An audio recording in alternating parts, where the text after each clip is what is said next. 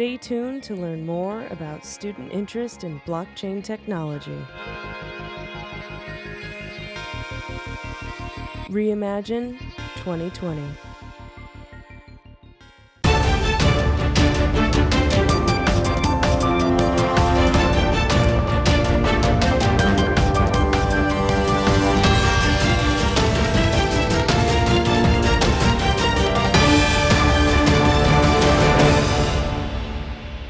My name is Dr. Craig Wright. I'm Chief Scientist with a company I helped start over here in the UK called nChain. Basically, we're a global company producing intellectual property and software for Bitcoin. Hey everybody, it's Patrick McLain, one of your hosts for Reimagine 2020.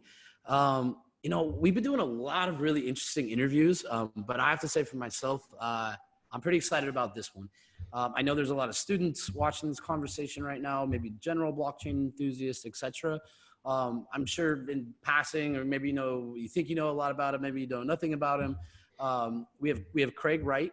What I'm excited for is I want to hear the wisdom or experience. Like I haven't been in this space for nearly as long as he has, so I won't pretend that I can even match that at this point. So I really hope to maybe ask a few good questions and have an awesome conversation. So before I butcher it anymore, Craig, I'll pass it to you. Introduce yourself and maybe tell a little bit about how you got into this space.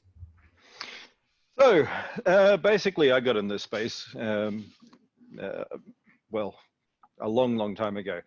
And not because of the reasons people think. Bitcoin's not about all the anti-government things or political or whatever else. It's about creating a robust, secure system. So if you actually take the time to read the references mentioned in the white paper, especially 2, 3, etc., the concepts of what you see as blockchain now go back even beyond those references to Leslie Lamport's hash chain, 1979, but in 91 and 99, the two papers referenced, the last one, Matthias, in particular, looked at the concept of using a binary tree, what we now call a Merkle tree, and actually taking the hash of all of the blocks, or all of the notarized entries, and publishing those on something such as a newspaper on a daily basis. So that's really the security functionality of how Bitcoin works. It's a public hash. So that's why you can't have a private blockchain. All these things like Hyperledger and whatever else going, we have security absolutely completely broken. No one seems to understand that there is zero security with these systems. So read the papers, you'll understand a little bit more. The difference is making a system that is robust means having multiple nodes. Got it.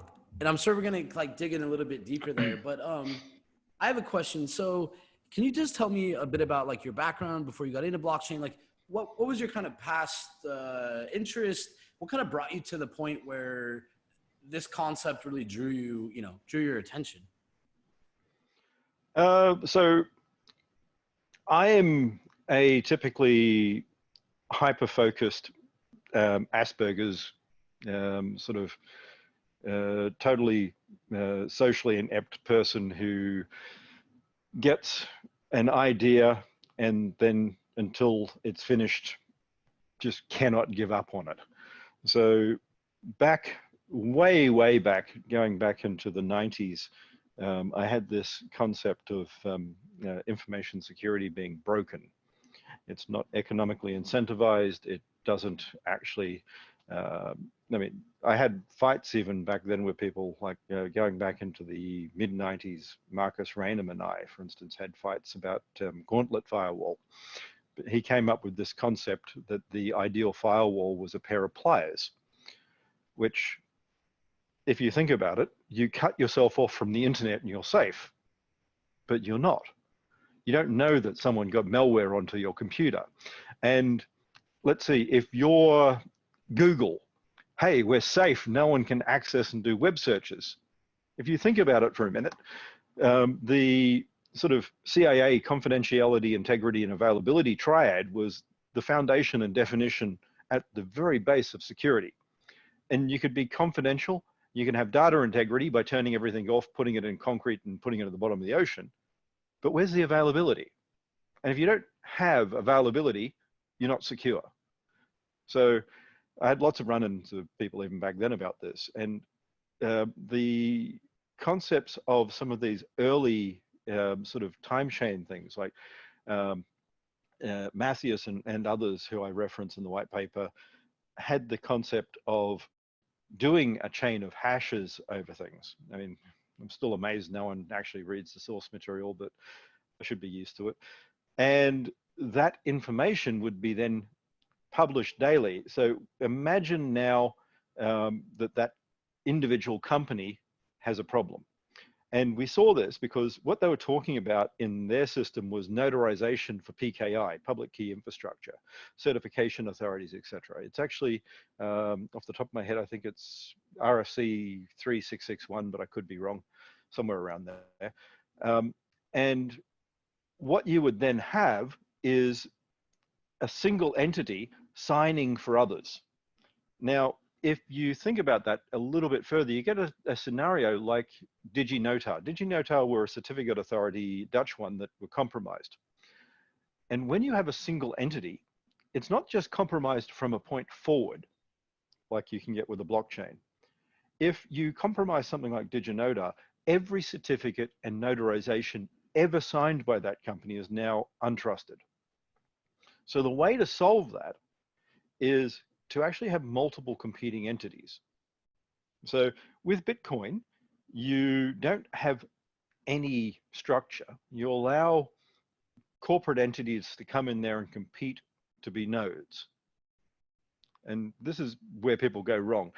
They love to say how there are so many nodes in BTC and whatever else, 9,000 or whatever else. There's not. The reality is if you don't discover a block, you're not a node, because read section 5 of the white paper, the consensus mechanism is propagating blocks. So right now, if you look at the node distribution over the last year, there are only 32 nodes have existed in the last year. But here's something people don't think about. The difficulty adjustment period in Bitcoin was set at 2016 blocks every 2 weeks.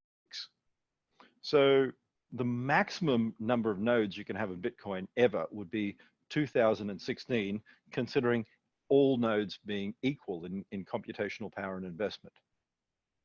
The reality is that will never be the case. So someone has a bigger computer than another, even if they've got, say, 10% of the computational power in the network, then that's going to limit how many nodes you can have. And if you have 10 nodes, each with with that amount of computational power, it will limit the number of nodes just at 10% each to only 10 nodes. But even with a long tail effect, you're only going to have in the order of hundreds of nodes ever. Without mining pools, without anything else, Bitcoin doesn't allow every single person on Earth to ever run a node. It's a simple logical experiment here to think about.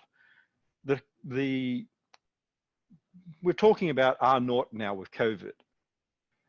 R0 in Bitcoin for Raspberry Pis is between 8 and 100. Right now we're talking about how COVID is so prevalent because it has an R0 of between 2.3 and 3, which means it's very. And can you break it down? I mean, you're in Raspberry Pi or like low powered ARM boards. You're saying the R0 is their ability to like work on the network, like to spread the amount of effect as an epidemic spread, broadcast gossip network spread. So by default, you will try and connect to at least 8 other systems. And you'll even do more than that if you can handle it. The average, for instance, of high-end, like commercial nodes and systems is about 5,000 to 9,000 connections. So you end up, and I did a paper on this with another person from nChain, a couple years ago, and you end up with what is called a giant node, a cluster effect. So practically everyone on the network talks to this central hub of highly connected, densely connected nodes, meaning that to get to every single miner out there never takes you more than 2 hops, which was important because Microsoft research team did a analysis showing that Bitcoin can't be secure if there are more than 3 hops. No network can be. So to be a secure system, Bitcoin needs to be, one, very tightly, robustly structured. It means it cannot have too many nodes that are actually part of the consensus project. And that's also important in that now what you have is commercial entities making money. What you don't want is a monopoly. So you can't get a monopoly in Bitcoin because, well, you have problems over 50%. People drop away from your pool, etc. But additionally, you sort of can't, so you can't have a single entity that controls everything, but people can come and go as they improve the system. So that it's not any incumbent going to be able to just own the system. You can't have something like an IBM or a Microsoft that just sits there owning the system. I think that's part of why some of these industries are afraid, because it means they have to be competitive. They don't just have a non-competitive advantage anymore because they're the incumbent. Anyone with a better idea can displace the incumbent in Bitcoin. It doesn't mean that anyone and their dog can just start up a node and be a node. You have to create blocks to be a node. If you don't create blocks, you're wasting your time. But with the propagation number that I was talking about, the R0, in Bitcoin, so we're thinking about how COVID at the moment is so virulent. The propagation number in Bitcoin is over 1,000. Now think about that. That's why people say it's censorship resistant and whatever else. But it's not because so many nodes on the network. It's because this giant cluster of commercial entities who are competing, who make extra money, and the game theoretic nature of a zero-sum game that is Bitcoin mining in 2-week period, 2016 blocks. You lose, you orphan, still 2016 blocks. All right, hang on. Before we get too lost here, and I'm loving it. I'm sitting here, I'm loving this. But I know, like, I feel like we could probably talk for a while. But, all right, and I want to dig into the platforms. But just tell the kids watching or whoever, like, what was your past career like? Like, what were your jobs? Were you a nerd as a kid? You're obviously you like math, right? Like, I like everything. I like knowledge. Yes, I was a complete nerd as a kid. As I said, I was as well. So I say that as like a sign of respect. So I had Asperger's, so it just meant everyone thought I was weird. But knowledge is my thing. I like to collect it, of everything. I mean, I just study. So my thing in what I do is generally I study, I do things, I collect knowledge. That also means doing careers on the side. I've been many things in my life, sometimes at more than once at a time. I'm generally enrolled in multiple degrees simultaneously, not because it makes me seem smarter or whatever else. After you get past a certain peak, it's actually a negative for your career. And I try not to tell people about all my degrees now because like I've got a degree in theology, and if you want to go into a lot of IT places, you talk about theology and they go, oh, so you believe in sort of mythical beings and whatever else. And yes, I used to be a pastor. So sorry, I do. And I'm proud of the fact that. Wait, you were a pastor? Yes, I was. Oh, nice. How long ago? Oh, I haven't had time to do that since I moved out here, but even longer than that. So 2012, 2013 was back when It's a nice, easy sort of side role you can do. I mean, it's not like you work every day. You can, but I mean, I was just sort of a supplementary. I mean, I didn't run the main stuff or anything. Got it. So I think that kind of paints a picture, right? I mean, obviously you're inquisitive. I mean, you're clearly smart. You have a worldview. You know, I can tell that. It's our first time talking. I can see that pretty quickly. That's my opinion, anyways. So tell me, obviously, when did you get involved in the blockchain space or Bitcoin or whatever? How do you define it? Like, when did you get started in the space? As it would be now, I mean, probably 2005. Cool. So you're one of the first people, right? So Well, I am the first person. I won't touch that. But like, so tell me, what have you seen since 2005? Like in the last 14 years, you know, and maybe step us through certain parts of it, or maybe if you think there's some milestones on that timeline that kind of really influence the trajectory. What happened over the last decade or so? Well, unfortunately, a lot of the sort of what's happening, what we're doing now is really set back by 6 or 7 years. If we go right back to, say, July 2010, that's when Bitcoin sort of got first hijacked. We ended up with a lot of idiots coming into Bitcoin. E-gold had just been taken down by the American government, and all these people flowed across into Bitcoin thinking that it was something else, that it was a new cryptocurrency that they could use to do anonymous illegal things. So first thing, people started going actually back to July 2010, a whole lot of people started this really stupid concept of what became Silk Road. A heroin store was announced on the forum, and people started trying to promote selling drugs with Bitcoin, not realizing that, I mean, you have a permanent evidence trail with Bitcoin. It's the stupidest thing to ever use for doing criminal activity. I mean, but it's pseudonymous. Yes, so what? But people don't understand that even cash is traced. So if you do more than a certain amount.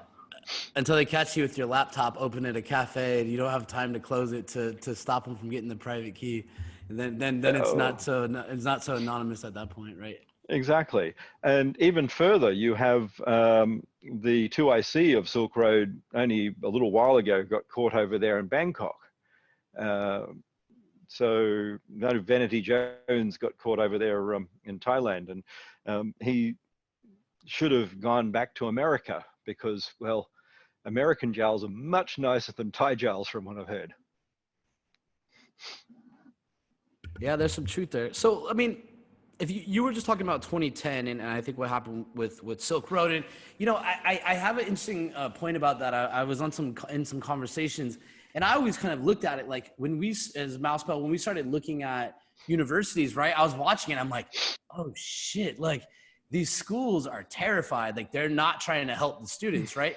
And you know, having conversations where there was just a stigma, you know, even if students were forming on-campus organizations, right? Then like schools are sending them letters like Bitcoin is for drug dealers, right? And so it couldn't just be a piece of technology, right? I think this piece of technology is very unique in that it's always had these other kind of social constructs bolted to it, right? Which I think kind of adds an interesting layer. But if we step back just a bit before 2010, you know, one of the things that's always inspired me, like the first comments in the Genesis block, right? Like, you know, I remember 2008 economic recession. I think I was 21 or 22 years old, and it was just a life-changing moment for me, but one I've never forgot, right? And so I guess, do you think when really Bitcoin launched, was there something tied at that moment to what was going on with global events that really let it catch fire? No, I think it was actually the opposite. I mean, that's why it's actually not taken off. So people never read the articles. I keep saying, I've got to, one day I'll understand this, but I still don't. I say it, but it hasn't sunk into me yet. So if you read that article, so over here, Chancellor Darling, and I was just finishing some studies here in the UK at that point. Chancellor Darling was making a whole lot of comments about forcing banks into doing what the central bank over here wanted them to do, saying basically we're giving you money and we're pushing on the string and it's not working. You banks have to do stuff. And he actually threatened and had been for a little while, threatened to nationalize the banks. So Margaret Thatcher denationalized everything back in the 80s. And Darling was running around threatening that if these banks didn't take on more risky debt, you know, the sort of stuff that actually caused the problem, that he was going to renationalize them. And I just thought it was stupid. I mean, it wasn't, people don't seem to get that when I started Bitcoin 2007, it was before all of this really hit, before the sort of housing crisis really came to a head and people had that. So no, Bitcoin wasn't started for that reason. It's just bad timing, in part because at the beginning of January, I got offered a golden handshake from BDO where I was working that allowed me to go off and not work for a while. So, well, so I guess what do you think maybe that spark was, right? I think like what actually, I mean, obviously you put a paper online. I mean, you could say, okay, the idea had merit, therefore it was accepted. But, you know, I often find that even people have the best ideas, they could still be sitting on some forum somewhere, right? Nobody ever reads their paper. So what was it you think about Bitcoin, and what were those actions that really started the fire?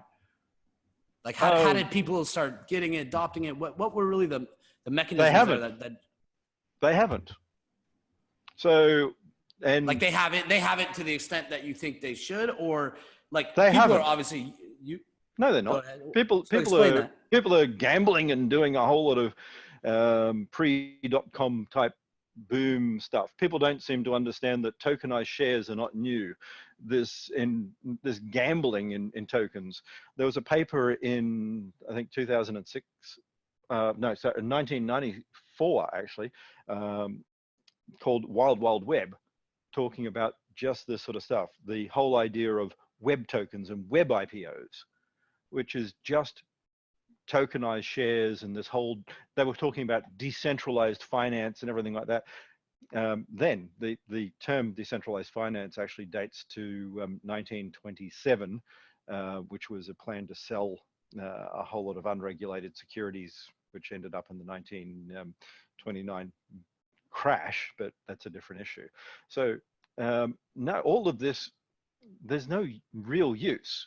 So people sit there going, the price, which is manipulated. I mean, that's bullshit. Okay. I hear what you're saying, and I want to get to these points. All right. But I hear what you're saying. I'm not questioning. We can question the validity. You know, has it lived up to its expectations, or has it lived up to its original purpose?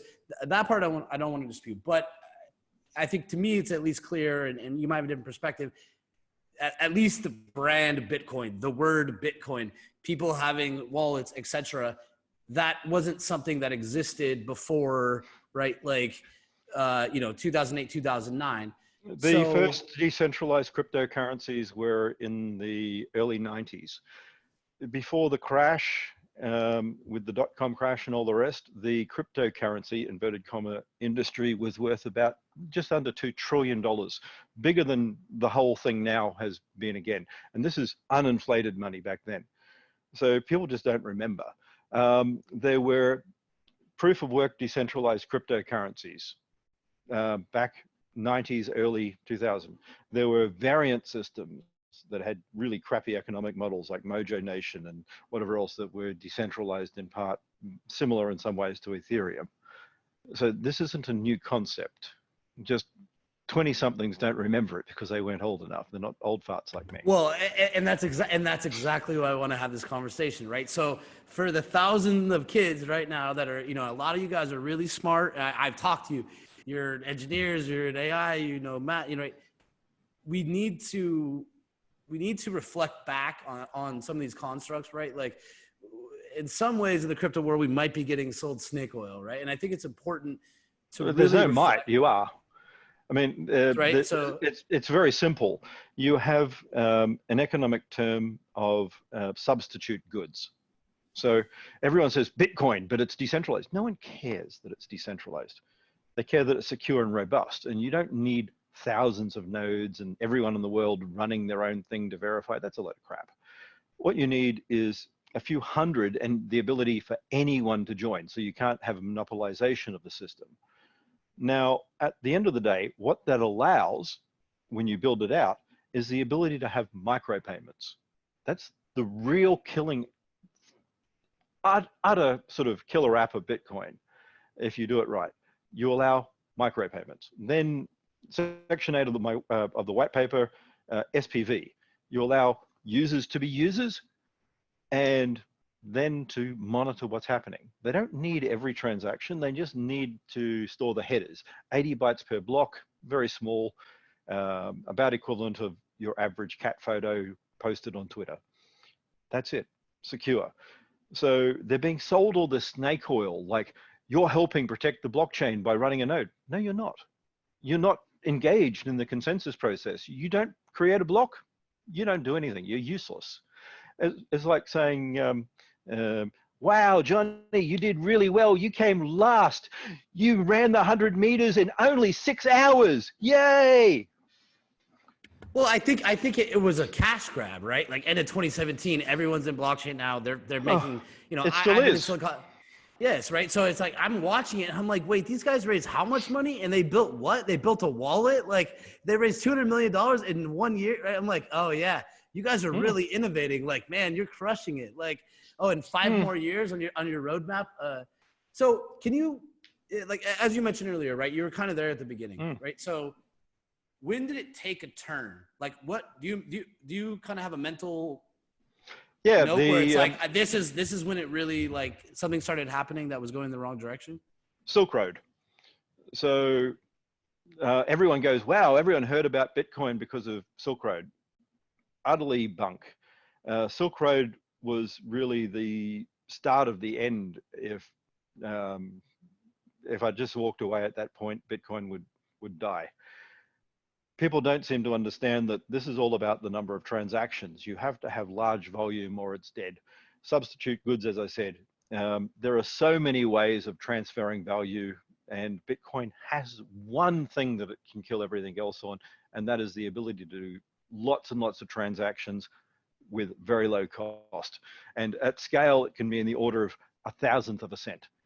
Now, Silk Road is the thing that really killed this off. People don't understand, but they'll find out soon. In 2009, I was talking with companies such as Aristocrat in Australia, Centerbet, and others. Basically, I wanted to actually build solutions such as, Aristocrat do pokey machines. So I talked to Len, who was one of the, like the chairman of that public company in Australia, and we would have had pokey machines that were auto-auditing, so they wouldn't have downtime. And I don't really like pokey machines, but it would have These been are transactions. these are gambling machines, right? One-armed Like, bandit, sorry, pokies we call it. These days you just, that's too much effort. So now we just have you press a button. I mean, you said you come from Las Vegas or whatever in the past, and yeah, so press button. Lose money quicker. Yeah, they just play lights like ding, ding, ding, ding, ding, ding, ding. I know. Like that.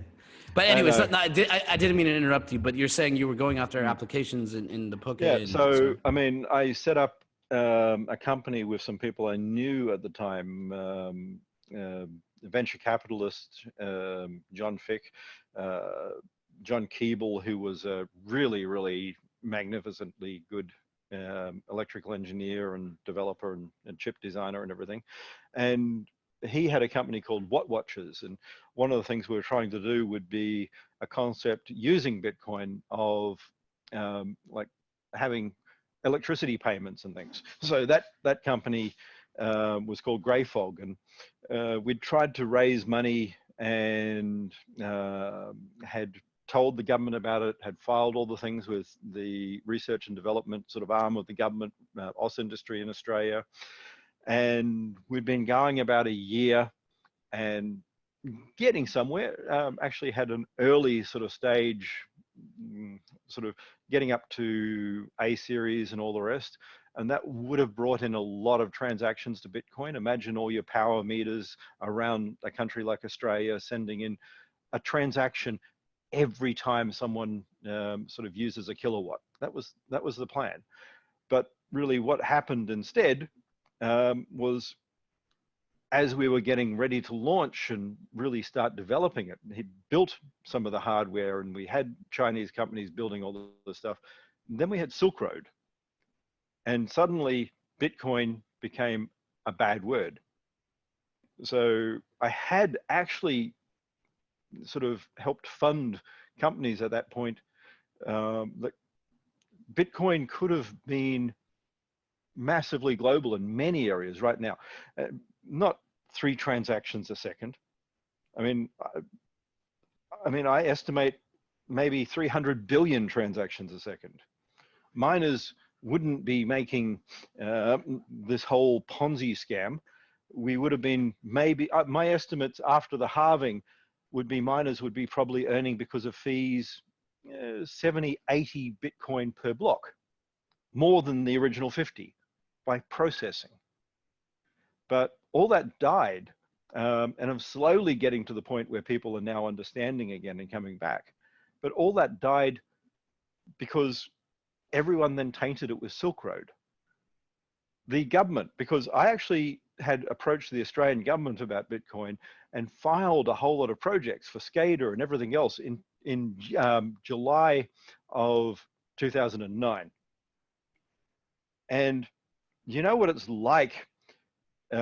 You are sitting in front of government officials, and a year later, they're going, so you're telling us that you want funding for a drug money laundering system.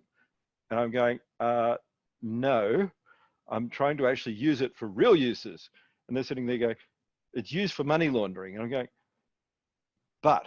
And, well, no, that's what I'm saying. I know it's possible. I've seen students, like a 19-year-old student, like, I want to hang out with my friends and learn about blockchain, and I want to have a club. Well, then they're getting a letter from the school saying that, like, they can't have a club associated with, like, drugs and stuff, right? So I know that this pressure can be squeezed. Like, yeah, but that's not what it was designed for. So when you saw that, is that when you said, I can't associate myself with this because it's tainting my reputation? It is, I mean, I'm going to run into all these roadblocks as long as I am doing anything that, like, I'm going to be the guy who's pinned to this? Well, not really. I was still working in the background in Australia. I still did other projects, etc. And right up till, and then up middle of 2013, things had started going well. I had gotten to the point where I was actually talking to the commissioner and assistant commissioner of tax. I had some of the highest people in the Australian tax office had come with our lawyers and others to visit and see what we're doing and start to learn.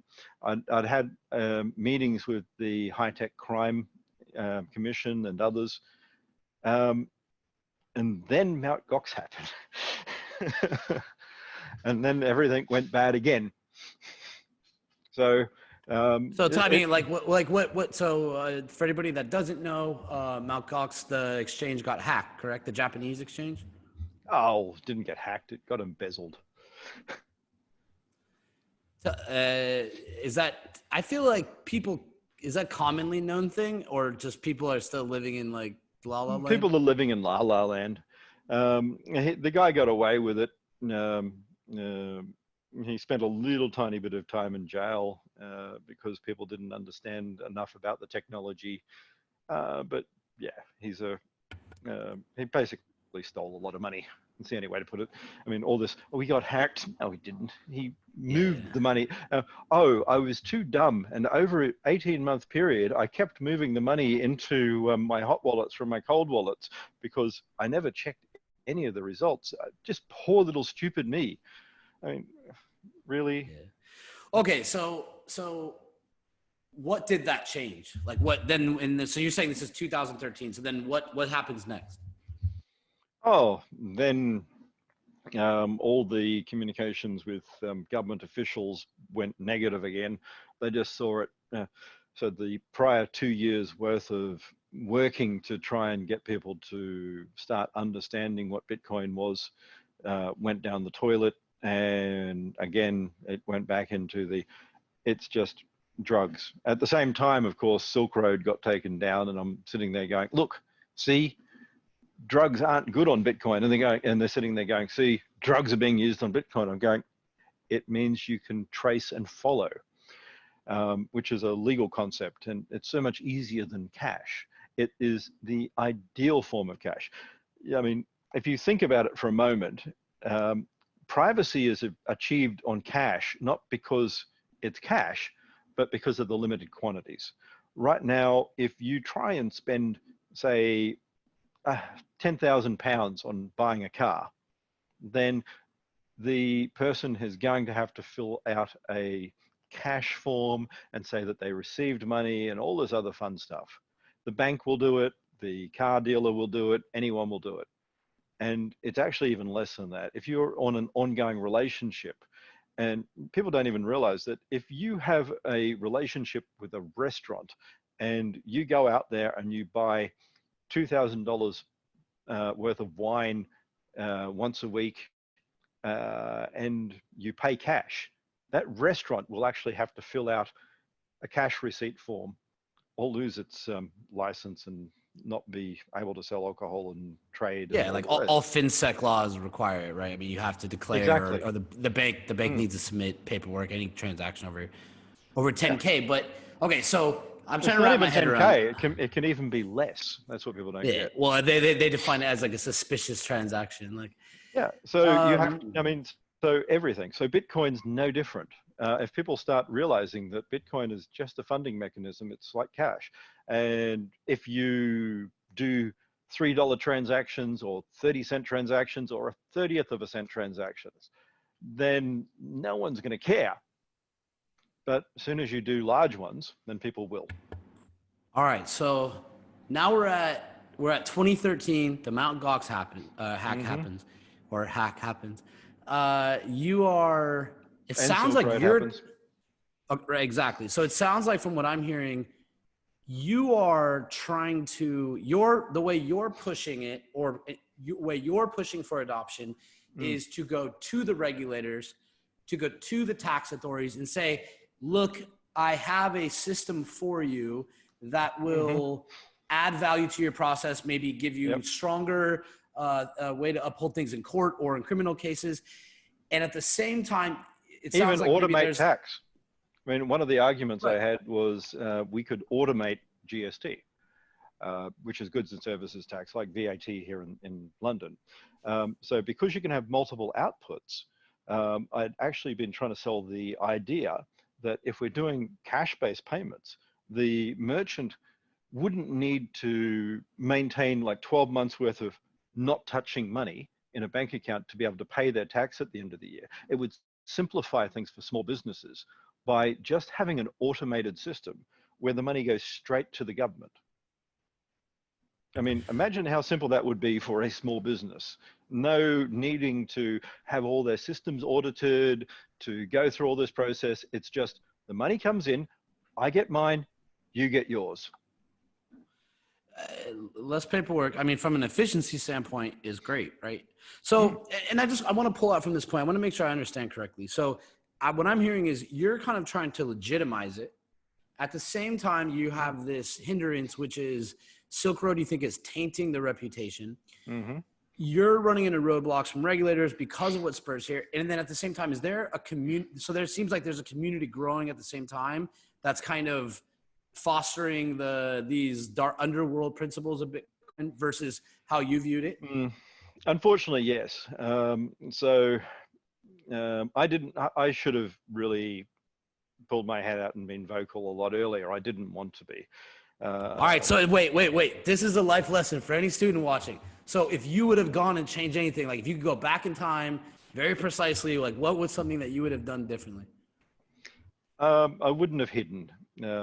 I didn't want to be out there. I didn't want to be known. I liked my nice, easy life when no one knew who I was. I mean, people don't realize, but company I had in 2013, everyone talks about big companies even now. We had 54 people working, developers working on blockchain technologies, developing some of the things we're doing now in the end of 2013. So you think about big companies in this industry now. We had 54 developers in 2013. Got it. All right. So I think I kind of understand now. So take me past. So then where does the next kind of timeline jot out? Like after 2013, do you kind of start to break away from the community? And when do you kind of become public in the conversation? Well, I didn't really break away from the community. I was just trying to do my own thing and keep my head down and have no one know who the hell I was. So did you ever leave the community, or you feel like you've left the community, or? I was never really part of it. I mean, people don't seem to understand. Even sort of in the 09-10 period, I posted occasional little things, but I couldn't say that I was really part of the community. The entirety of posting really only started on the bitcoin.org forum in beginning of 2010. Before the first year of Bitcoin was dead. People don't seem to realize it was just horribly dead. It was only. Do you wish you would have kind of engaged the community at an earlier stage to kind of at least maybe steer it in a direction you thought it should go? I don't wish I would, but I should have. But people are still a hard thing for me. I mean, as I said, have Asperger's. I'm on the autism spectrum, so luckily I'm high functioning, but people are something that I find difficult. So even when I was lecturing and teaching, I was generally hidden away from people. I was allowed to interact with master's students and above, and that'd keep me away from all the young, impressionable people who I might scare away. Well, there's nothing wrong with that, right? I mean, like I said earlier, like I'm a nerd, right? Like I kind of live in both worlds, but I respect that, right? And just for what it's worth, my short time talking to you, I think you're good with people. I'm getting better. You're doing all right. I've had a lot of people sort of train me.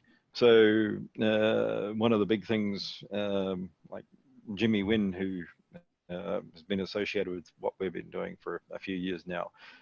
His background, apart from being a lawyer, was in communication, debating, and things like this. So slowly over time, I've had people sort of slap me on the wrist and tell me where I'm going wrong and give me rules and little scripts to follow and all that sort of stuff. So, well, that's the only way you get better. Hey, so just take me to the next, and I want to kind of pivot off this point. I think we're getting pretty close. I want to kind of bring it up to where it's at, right? So and I would like to just talk about, kind of what that sets the state. Like, what's the next war, right? Like, and I think we'll learn it from maybe what happened a little bit in the past. But so 2013, we have Mt. Gox, we have Silk Road. You're, going after governments. You're running into roadblocks. What's that next milestone? Like, is it you coming out or you being exposed publicly, or? Yeah, I didn't really come out. I mean, in the second half of 2015, I had a lot of people trying to expose me and cause problems. Some of which the reasons behind that will be public shortly. So all of that's going to come out, but I won't say any of it yet. Not too many weeks more. But I slowly learnt that I can't just sit there and isolate myself in my ivory tower building things. I have to actually lead. I've slowly learnt the difference between. You gotta punch back sometimes. Like you can only take it. I mean, there's a difference between abdicating and delegating. So you can't walk away from responsibility if you want to delegate something. You still have to have the buck stop with you. And I didn't really understand that at first. It's taken me a while to understand that if I want to create something and get people to understand it and slowly build it, no matter what the cost is, personally and reputation and all the rest, I've got to stand there and take the blows. So, I mean, this is unfortunately in a lot of ways. I feel like this is how people define leaders, right? I've learned it from a young age. Having companies is, it's sometimes you gotta take the bullet, and if you believe in something and no one else is gonna do it, then what you have an option is to not do it and go do something else, right? But if you don't have that kind of mentality, if you have a mentality where you really believe in something and you're willing to stick by your principles, then I think that's kind of the natural evolution. So so when did the Craig Wright of Satoshi, when did that start, or what year? There'd been a few people right back till 2014 trying to push things out, but 2015 was where it really became a problem. And yes, I mean, I reacted badly in that I should have addressed things and I should have followed up on it, but I just literally hid. I wasn't running like everyone makes out, and all the stories are false. I mean, you hear this running from Australia. I mean, that whole little staged media exercise. I mean, there's like someone swats my house or ex-house. I mean, I moved from Australia to the UK in October of 2015.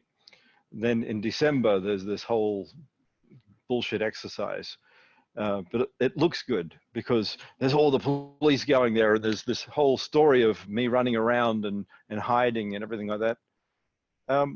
We planned to move in and start up in England in July 2015, and the children had been over here and found schools, and in October it was when I mean, nice and simple, it's on my passport, so it doesn't lie.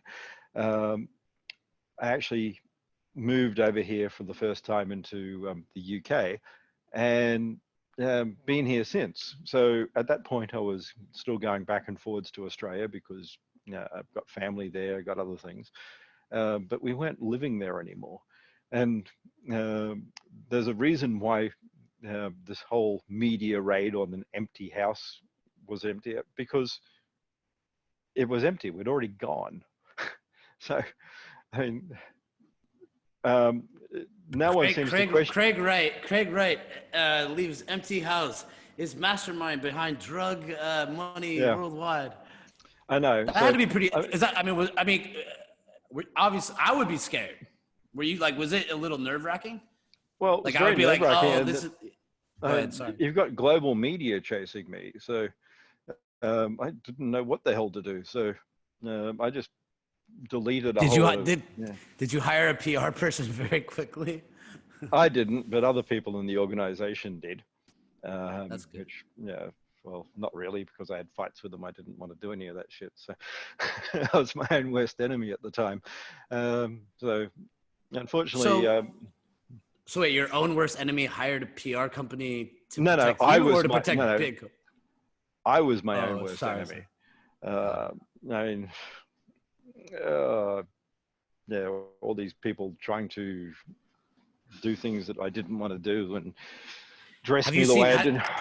Have you seen the new Michael Jordan documentary, The Last Dance, on ESPN? No, I haven't. It's really interesting. They captured like the last year they play. It's they recorded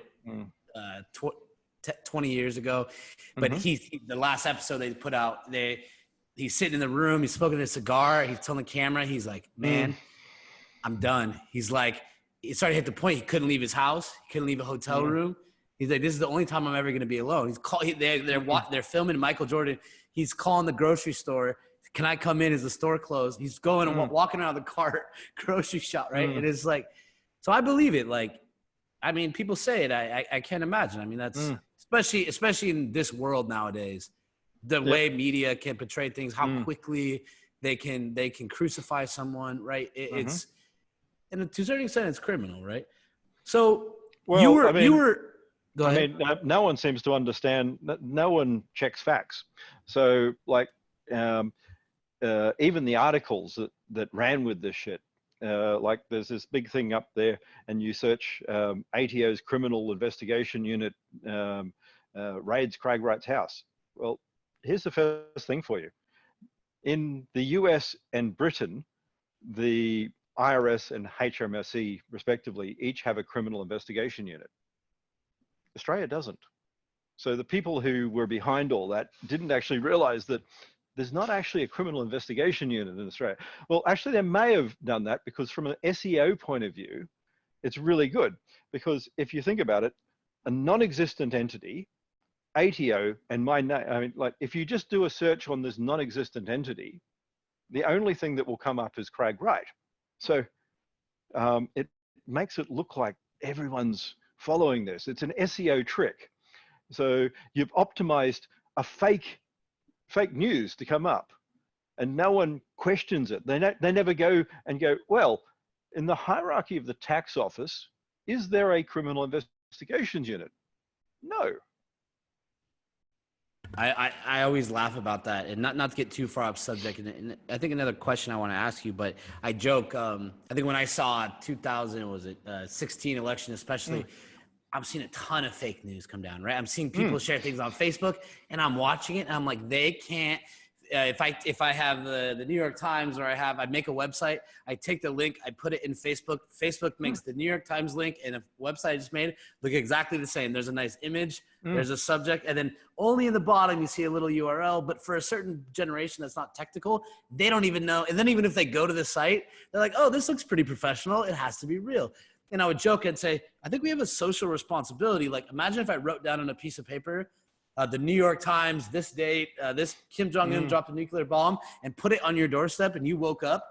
But you have a social responsibility to say, okay, it's a piece of paper. It has writing on it, right? It says New York Times. Is this the New York Times? No. You should know better. That's not a newspaper, right?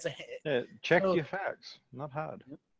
So is it safe to say, leading up to this, you would have considered yourself not in the public eye, pretty normal guy? Yes. And then after that, then fast forward 6 months. I mean, is your life upside down to a certain extent? Like, utterly and completely. But as I said, I have learnt now, but I didn't react terribly well at the time. I sort of tried to hide from everyone and all the rest, and then people not addressing things causes problems. When you do that, then people fester and they make up things and they develop fake ideas, and it just gives them the ability to run with BS. Yeah, vacuum sometimes, right? They lead to opportunities like that.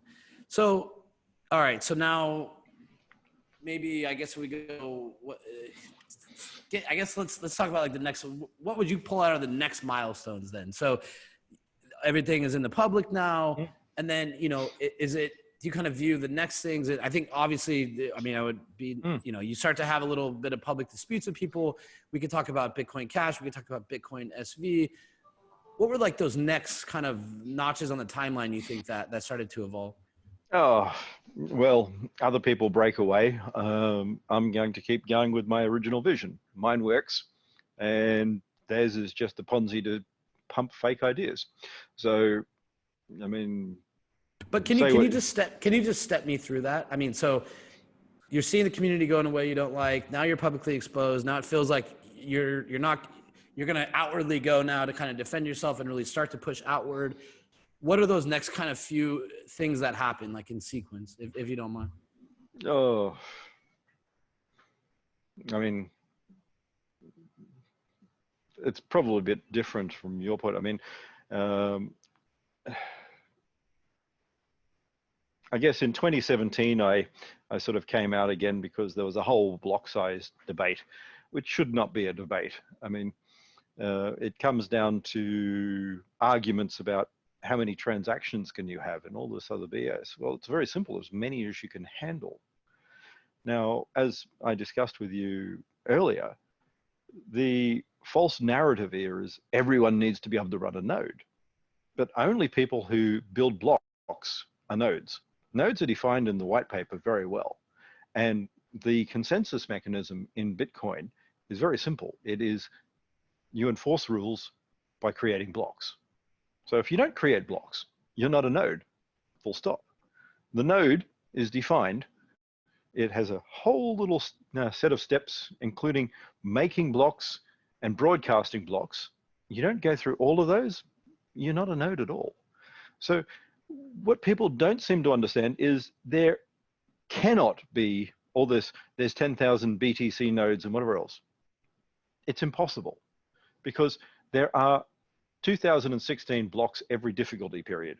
Then the difficulty resets depending on how many nodes are available. And if you try and get 2050 nodes, the difficulty will reset earlier and you will only have a maximum of 2016 nodes. That then assumes that each of those 0.05% of the network in computational power. That's never going to be the case. There's never any equality in sort of corporate investment. So some of those will always be bigger. And if you've got an average of sort of 10% of the network hash power, the computational power of the network, then there will only be 10 nodes. Right at the moment, there are, in this year, 32 nodes. There are 32 nodes who have created blocks. In the last 8 years, there have been 98 nodes. Full stop. Now, the narrative is you can run your Raspberry Pi and help with Bitcoin and whatever else. It's a load of bullshit. It's just a narrative to stop you thinking, that, hey, I'm going to do something. As I was talking about earlier, the propagation rate of Bitcoin means that it doesn't matter what you do. Now, imagine these highly densely connected core nodes, these network nodes that want to make money. The time for transmitting a transaction between the sort of central sort of bunch of giant node connected miners is about 15 to 30 milliseconds. The Raspberry Pi time is up to between 1 and 60 seconds. So even if I give the best sort of time frame for a Raspberry Pi and say that we're looking at 500 milliseconds, miner 1 to miner 2 connects the entire mining subset. So if you get a transaction to one mining node, only one, on the second connection, it will be with every mining node. So if there's 100 of them, second transaction will be every one of them, but there's not 100. Now, compare that to our other guy. So he takes at least 500 milliseconds per hop. So it takes him 500 milliseconds and he's at the first mining node. Your other transaction hits the mining node and you're a bit slow, so make it 80 milliseconds. That mining node adds another, and we'll make it slow, 30 milliseconds, which is slow for a sort of miner. That's 110 milliseconds.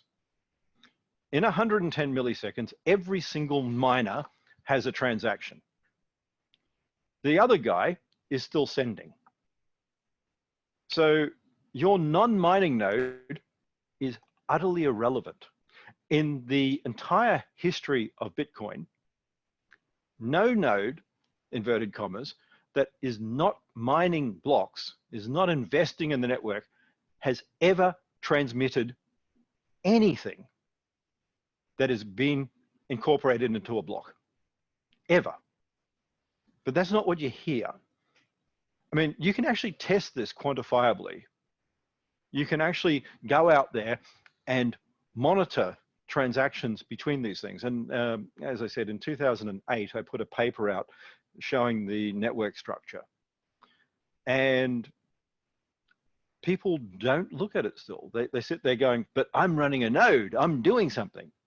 No, you're not. Okay, so I want to make sure that I'm clear here. And I'm really, I always tell everybody, like, I know a decent amount about blockchain, but probably not a lot. I know how to engineer, but I always kind of like, I tend not to try to make assumptions on things. I really like to listen and get people's perspective. So it sounds like, let's say, so it sounds like do you think the original Bitcoin white paper was good or good enough for what was supposed to be what the design was? No, it's the only way that works. Okay, so then what happened? Did that get hijacked, or I guess did people then just not stick to the recipe, or? Fairly much. You had people like Greg Maxwell coming out there and selling his crime coin ideas, which followed from, I should have really picked up on this in 2008 when James Donald came up with this whole, but government will take over. And yeah, nice. He was saying about you need hundreds of thousands of nodes and all that, or else government's going to take over. But Bitcoin doesn't work that way, and there's no way of doing it. There's no consensus mechanism to get all these guys working. And I never wanted this system. What I didn't realize at the time is the reason James Donald's disappeared is he's a child pornographer. So he wanted a system that would allow government not to track them. So I'm not gonna touch that one, but I think I understand what you're saying. Oh, you can search it up. It's on the internet. Mr. Donald has a blog that's been linked to him, and he's a Canadian wacky, I believe. But a number of journalists a few years ago actually traced him down. So okay, so then it sounds like as soon as 2008, you feel like is it the developer community that's starting to kind of split the code, or there's new branches being developed, or new code commits, or there's people that are kind of putting themselves on a pedestal in the technical world of Bitcoin where they have ability to influence it? All of the above. So yes, there were lots of wacky ideas, but I mean, I was too naive to think anyone would be stupid enough to want to take my idea and run it into sort of using for drugs. I mean, there's an evidence trail. It's not anonymous, it's pseudonymous. It's only anonymous when you're doing really, really small transactions, like with cash. If I pay for £10 worth of goods, I can be fairly anonymous. On the other hand, if I purchase, as I said, something large, then I'm going to be recorded. So yeah, I sort of missed the level of stupidity. I'm not good at picking up on that much stupidity. So when did you, so is it around like, when did you actually, so it sounds like you've given up on BTC as a code base. Well, BTC's not a code base. It's gone to be a joke.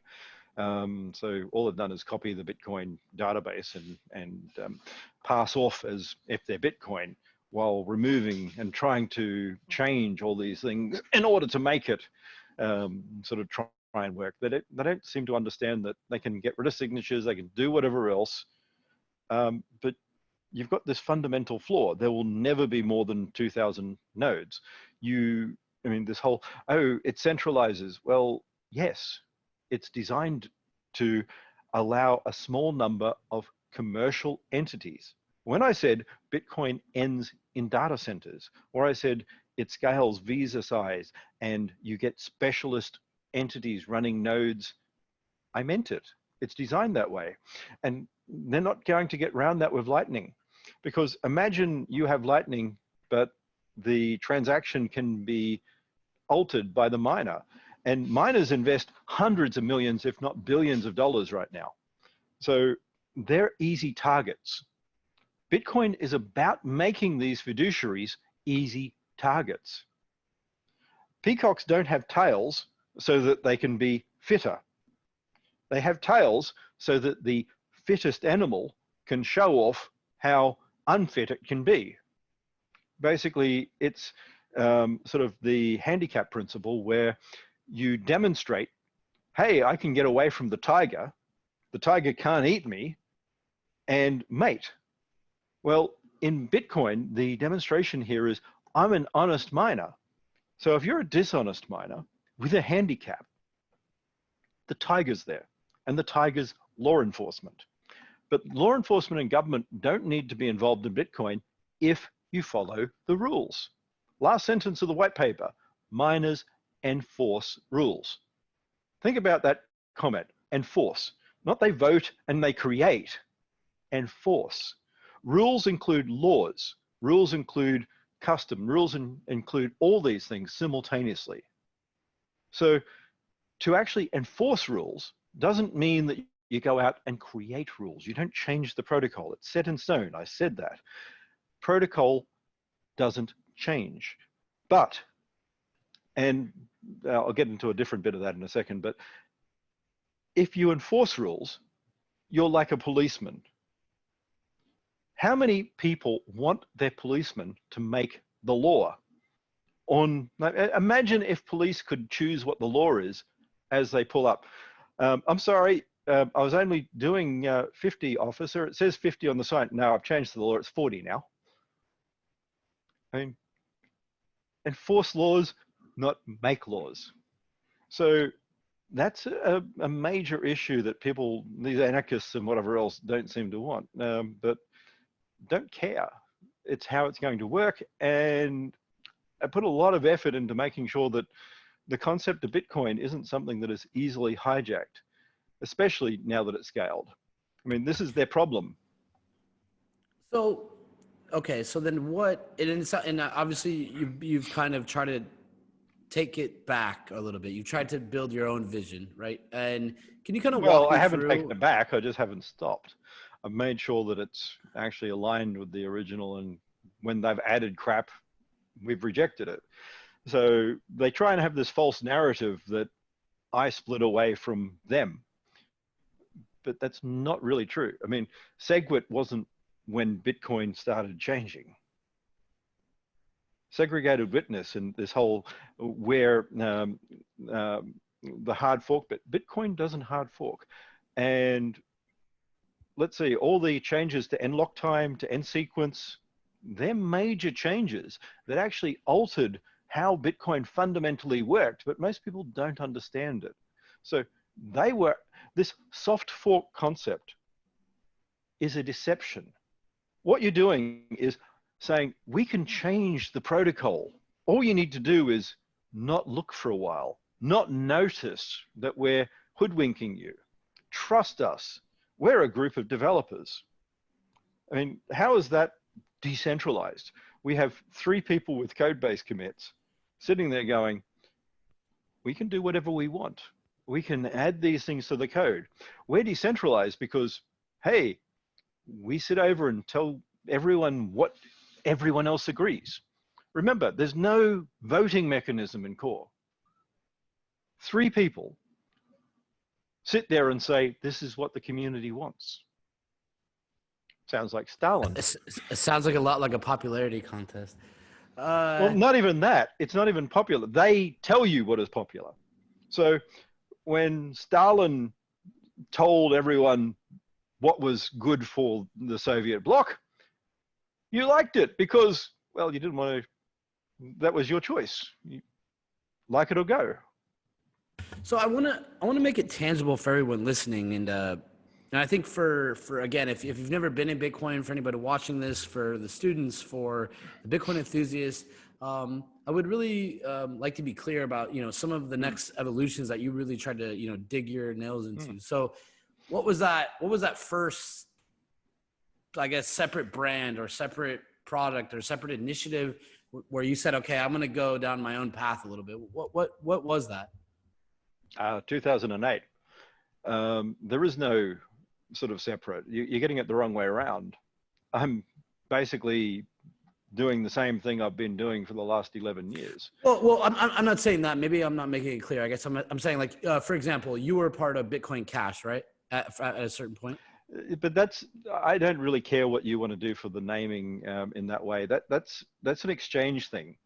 And this whole exchanges run Bitcoin. No, they don't. They're a bunch of bucket shops. They're unlicensed, illegal money handling entities for the most part. There's one or two that are close to legit. But most, like Binance, are just criminal money laundering organizations. And there's a reason he doesn't sue me, and there's a reason I won't sue him. The reason he won't sue me is he's a coward and a criminal, and he knows he'll lose. And the reason I don't sue him is he's really hard to find. He doesn't own a house. He doesn't stay in the same place. Like many criminals, he's homeless. So it's really hard to, it takes a lot of time and effort, and more than I've got with everything else on my plate. But these people are basically scumbags who are milking average people with a promise of unearned wealth. I mean, they sit there saying, Bitcoin rose 10 million percent. You're going to be rich. I'm sorry, but Bitcoin is not going to rise another 10 million percent. No token is. There's no ICO thing going to happen again. The regulators have caught on and seen that this is just another scam phase. There is no Bitcoin's going to be worth $1 trillion, ever. Bitcoin will never be worth $1 trillion. Get over it. If you miss the boat, you miss the boat. So Bitcoin's not going to go up because of the halving, unless there are fake scam pumps, in which case it will go down. So if there's no utility here, it's going down. And the amount of money laundering money going into BTC is going down. I mean, it's still there and it's filtering out into all these other shit coins, but even that's starting to be traced. So as much as people like to try and defame me and everything like that, we're slowly teaching lawyers, we're slowly teaching AML professionals and all the rest. And as much as you want to publicly decry my name, we're slowly teaching judges, we're slowly teaching prosecutors. And I don't really, I mean, the fun thing of Asperger's is even if you sort of call me names all the time, I'm just going to keep going. Well, I can see that you don't seem to have a lack of stamina or determination, and that's pretty inspiring. And I like to think I'm a decent judge of character, or I can see people maybe through a webcam on Zoom. But to me, it's something that I can see. So look, I promise I want to pivot off this part, and I bet people might actually have enjoyed this conversation, and I think we're really close to kind of. I think we're really close to kind of getting right up to today. And then one of the things I actually want to pivot to next is to talk about the scams. I know for a fact there's a ton of scams, just like the little bit that I know, right? And I want to talk about some of that in a minute. So, some of the students or whoever really can start to define morals, right? Of what they want to build and like what they don't want to be part of. So I want to just finish unpacking this part. So am I safe to say, so if you think Bitcoin got hijacked, then your answer is Bitcoin SV? My answer is Bitcoin the original way. I don't think Bitcoin got hijacked. I think people are using the name. Got it. Bitcoin. So you think Bitcoin SV is the original white paper? I don't think. I know. I mean, it's very simple to check. I mean, Bitcoin was never designed to have a block cap. That was a temporary thing. That was a silly idea. I should have not listened to bloody hell, Finney. Bitcoin is not designed to be on every node ever. You can lie all you want about these things, but this is why there are only a small number of miners. And you can go, oh, but they're nodes on your Raspberry Pi. except, as I said, you don't propagate fast enough. Bitcoin nodes only accept the first transaction, and your Raspberry Pi is never going to be fast enough to compete. Sorry. 100%, right? And I think there is a device hardware requirement, right? Whether it's the advent of ASIC machines, like purposely built computers, you know, a 5-volt powered ARM board with an embedded system on a chip is never going to outpace, let alone an x86 processor, or if you go even deeper, right, into specialized systems, let alone when you look at it from a data center perspective and the efficiency, you know, you can reach there. But that's the word you should be looking at, specialization. Adam Smith taught us about that way back. Specialization actually builds, sort of develops and helps the economy grow. So not everyone needs to do everything. That stupid little communist idea that we should all do and know and whatever else and do everything. This promoted idea by socialists like Gandhi even, and this one gets me in trouble, but he killed 20 million people because he forced them to live in small shacks and grow their own and make their own, and killed them. 20 million people starved to death because of stupid ideas like doing everything. And the same with blockchain. Let big companies do that, but have a way of auditing them, which is you have all those block headers. You know that they can't change things. They're public. Then build on top of that. Find other things. You don't need to reinvent the wheel. Not everyone needs to do the same job. So on top of SPV, make nodes that act as cash. Make nodes that record information from power meters. One of the things I was trying to do. Make nodes that make pokie machines honest. All sorts of things. Billions of applications. And what are we doing? We're sitting here going, we can make lightning in 18 months, from 18 months, we will solve the 18-month problem. So I think this is the last question I want to ask, and I think it'll bring us to the point of, okay, you know, Bitcoin SV, right? And now you think that you've taken back the power. You have a product that is strictly following its design, and you're confident in it. Now, again, I do think people are going to learn from this. And if I kind of zoom out a little bit, I see, okay, you went down the path with original Bitcoin, right? There were a few factors where it got hijacked for a variety of reasons, and still on original Bitcoin. Fair enough, but we can debate. Then I think you became a part of Coin Cash, if I'm not mistaken. Or in some fashion. I kept going with the original idea as Core split off, adding changes to nlock time, changes to n sequence, and whatever else going, oh, it's not really a change because it's a soft fork. It's not a soft fork. It's a complete protocol change. That's it. But it's safe to say that was, you felt like you had things back on track with that project at some point until you didn't. Is that, am I assessing that correctly? No, I think things are still on track. With Bitcoin Cash? I mean, Bitcoin Cash is an exchange name. I mean, well, I mean, I get that. No, I don't think you do. I mean, see, in law, the original in exchanges keeps the same name. So this is why I'm saying these are bucket shops. So let's go back to the original scam, Ethereum. Now, Ethereum changed and kept the ticker. Remember Ethereum Classic? Well, yeah, sorry, I muted my mic. If you do a split, like you take shares or a commodity offering or securities or anything like this, and you alter it, then the altered version gets the new name. That's the way it's meant to work. But going, we're decentralized, we don't need to follow this. Of course you do. I mean, this. No, got it. And I think, and then sorry, I mean, I'm not saying like, I'm trying to understand what you're saying, right? So, and I think I get what you're saying. You didn't, people might want to put it into boxes or put new acronyms on it or new titles. I think you're essentially saying, regardless of how many semantics they wanted to play with naming conventions or you know, maneuvers, you don't feel, and I think that's something I've taken from just our conversation. You're very principled in the fact of saying, "What? Hey, slow down."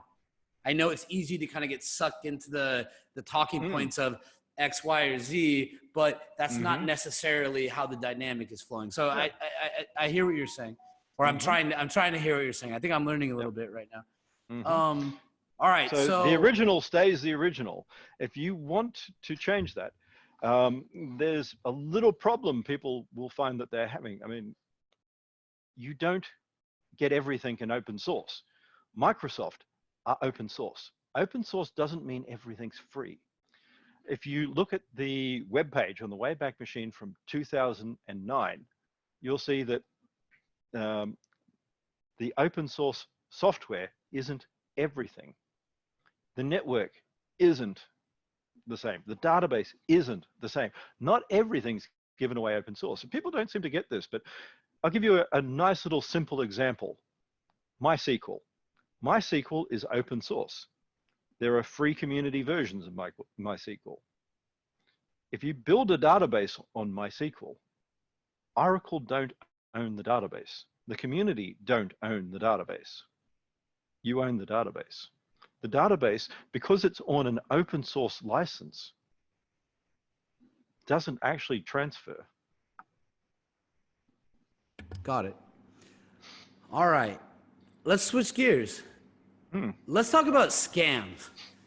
So for like the 19, the 20, the 21-year-old, maybe kids, university students, maybe the people that would when I get older and right, and like these are maybe be the ones carrying the torch. Tell them what the scams are. Tell them what to look out for, and give them as many facts as you can. No, 2 seconds. All right, let's do that. All right, basically nothing new at all. So if you go back and you search up an old paper, Wild Wild Web, the whole concept here is not new. The distributed organization is not new. There was an organization called MIGO in 1997 to 1999. It was a bunch of developers who ran around saying, hey, we're decentralized, we're distributed. The SEC came up and said, hey, you're a partnership. Now, there are reasons why we have regulations, why we have protection things, so that people actually build things and deliver on them. I had a run-in in Token 2020, a conference back in 2017, where I got a bit angry because they came in after this complete utter scammer who sat there on stage and said, with ICOs, the world's such a better place. I can raise money like I never could. And he said on stage how he'd made $50 million. And then, yeah, my product doesn't work, but that's fine. I can pivot. As soon as I get an idea, I'll do something new. Guess what? That's called fraud. That is theft, misappropriation of goods. If you raise money and you no longer are going to run your company, you have to give the money back. It's that simple. You can't. I have been shocked. I was never, I came late to this game only from the engineering side. And when I came back, and I've been lucky, I think I've been lucky to find really good partners. I don't like scammers. I don't like shitty people.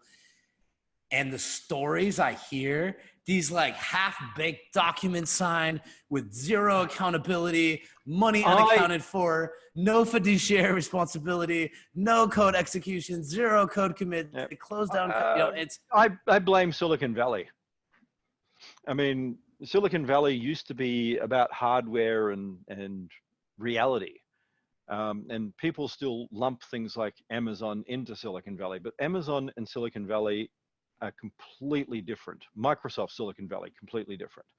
Silicon Valley is the scam advertising, nothing more model, nothing of substance, just raise money to raise money.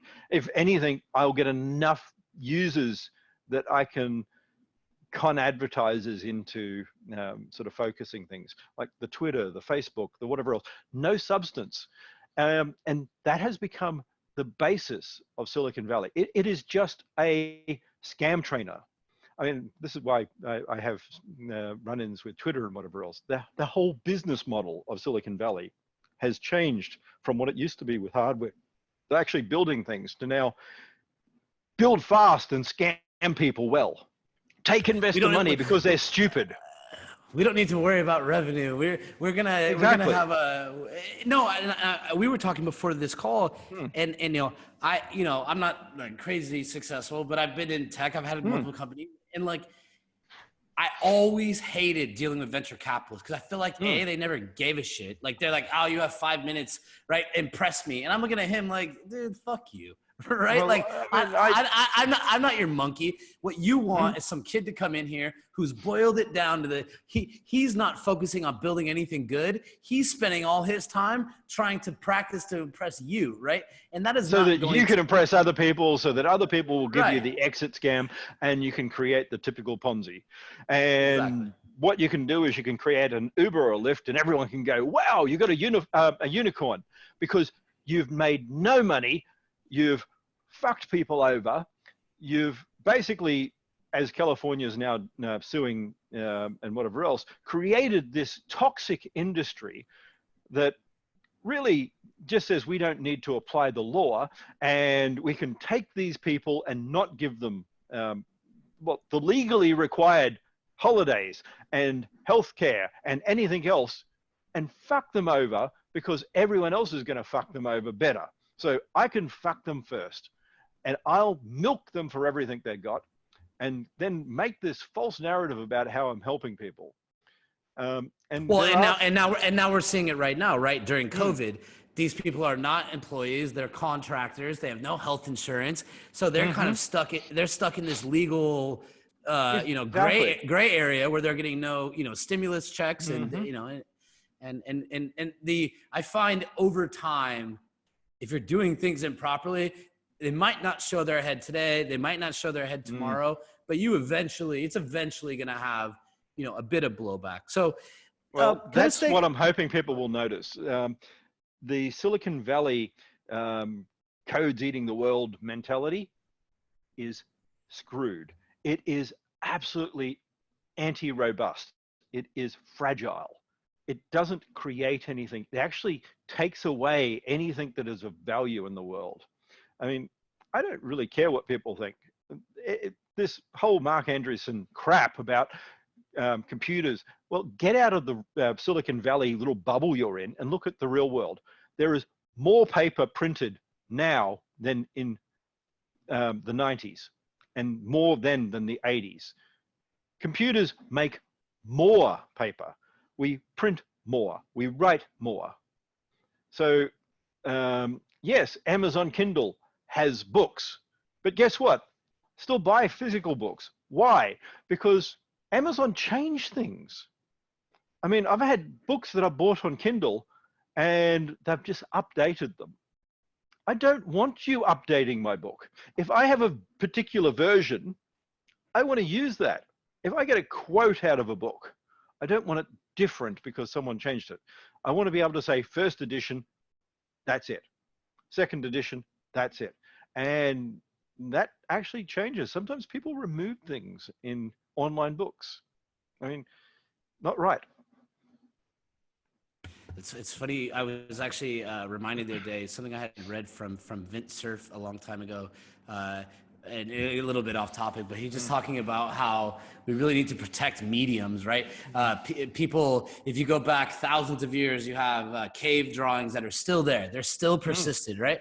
And then now you go to today where it's like, okay, we have a file format and maybe it won't open, right? And I think a really good example of that is like a video game, right? I could be an artist who made my best art in this video game for Nintendo cartridge. Well, I want to come to your house. I want to show you my art. Where do I plug in my art? Oh, you don't have a regular Nintendo, right? So literally, Vint Cerf kind of argues a little bit, print everything out, right? Because we think that the PDF standard is going to be able to be open forever. Well, again, go tell that to the people that spent a year making a game on a Nintendo or a Super Nintendo. We have really core examples of data formats being stored and how they can become obsolete over time. Well, I've got And some that are really difficult already. I mean, I've got old files that are on XFS and XFX, which are old things to do with faxing and whatever else. And I've got documents that have been scanned on that. And it's really difficult getting applications that will read them. And even now, some of the applications, I've got to run them in Windows XP mode, and no one updates them. And it's, I mean, potentially vulnerable and leaves backdoors in your system. Why? Because you've got these old things. So you've then got to go around and convert and spend the time printing your old document into a PDF. And then you don't have the original anymore in some ways. So hey, I want to make sure we stay on topic, because there's a reason I want to talk about this scam stuff. And it's ever since I got into the space, I'm telling you, I got really lucky. I came I think I was in San Francisco up until end of 2018. And everybody for 2 years, all of my friends are coming to me. They're experts. Now they're day traders, right? Everyone is coming to me. Patrick, you're not buying these coins. And I'm looking at them and I'm like, dude, I know what you do for a living. I know your background. There is nothing in your background or your experience or any conversation I've ever had with you that makes me feel like you're going to be, or you've ever had an edge on trading some asset. Okay. So I'm listening to you, but I'm kind of laughing, right? People will come to me like, Patrick, can I borrow some money? I have this really good strategy. Right before an ICO comes out, I just buy it right before, and I'm looking at them and I'm like, so I kind of saw it at some point. And then the more I've kind of come into the space, it's safe to say I've uncovered more of it. But, so I think we touched briefly on the ICO side, and maybe we can wrap that up. Maybe I'd like to touch on exchanges for a second, and then any other aspects. But if we just kind of round out the ICO side, do you view that as purely a way that people are like, okay, I can raise funds without a lot less scrutiny, and all I have to do is say that I'm building a product, use the buzzword blockchain or whatever, and now we're kind of stuck with, I always laugh. I'll sit with friends sometimes and go down Coin Market Cap and be like, these are so-called experts, and I'm like, hey, can you tell me what this number 37 coin is? And they're like, no. Can you tell me what the number 20? Go ahead. Web IPO, same thing. Distributed democratizing finance. The 1920s with sort of all the script there, democratizing finance, many in between. Got a nice little book here. One of them reading at the moment, Concise History of International Finance, in paper, of course. We have a history of these sort of scams. Every time back to old Ponzi himself, and even before. Back in the 18th century, there were stamp scams where people would, because of duty and stamping, would do these sort of scam raises and everything like that. This is not new. What are people actually building? What are you investing in? If you're investing so that you can hopefully sell the share quickly and pump money, then all you're doing is gambling in a Ponzi. If you're investing for the long term, if you're putting money down that you don't expect returns for 7 to 10 years, then you're investing.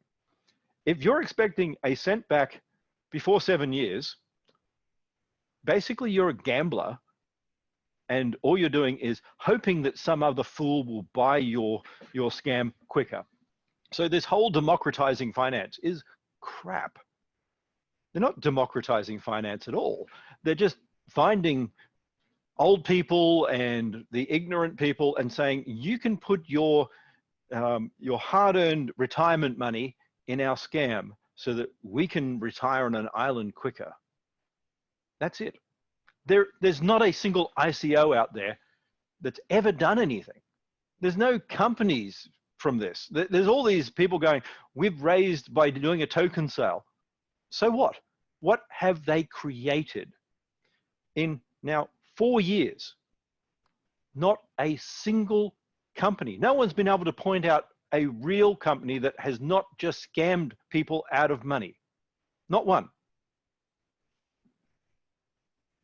All right. So is it safe to say that you believe, and I kind of believe that like pretty much a lot of like ICOs, other these blockchain companies with like tokens, like most of them are going to disappear. Is that safe to say that? Oh, no, I believe all of them will disappear.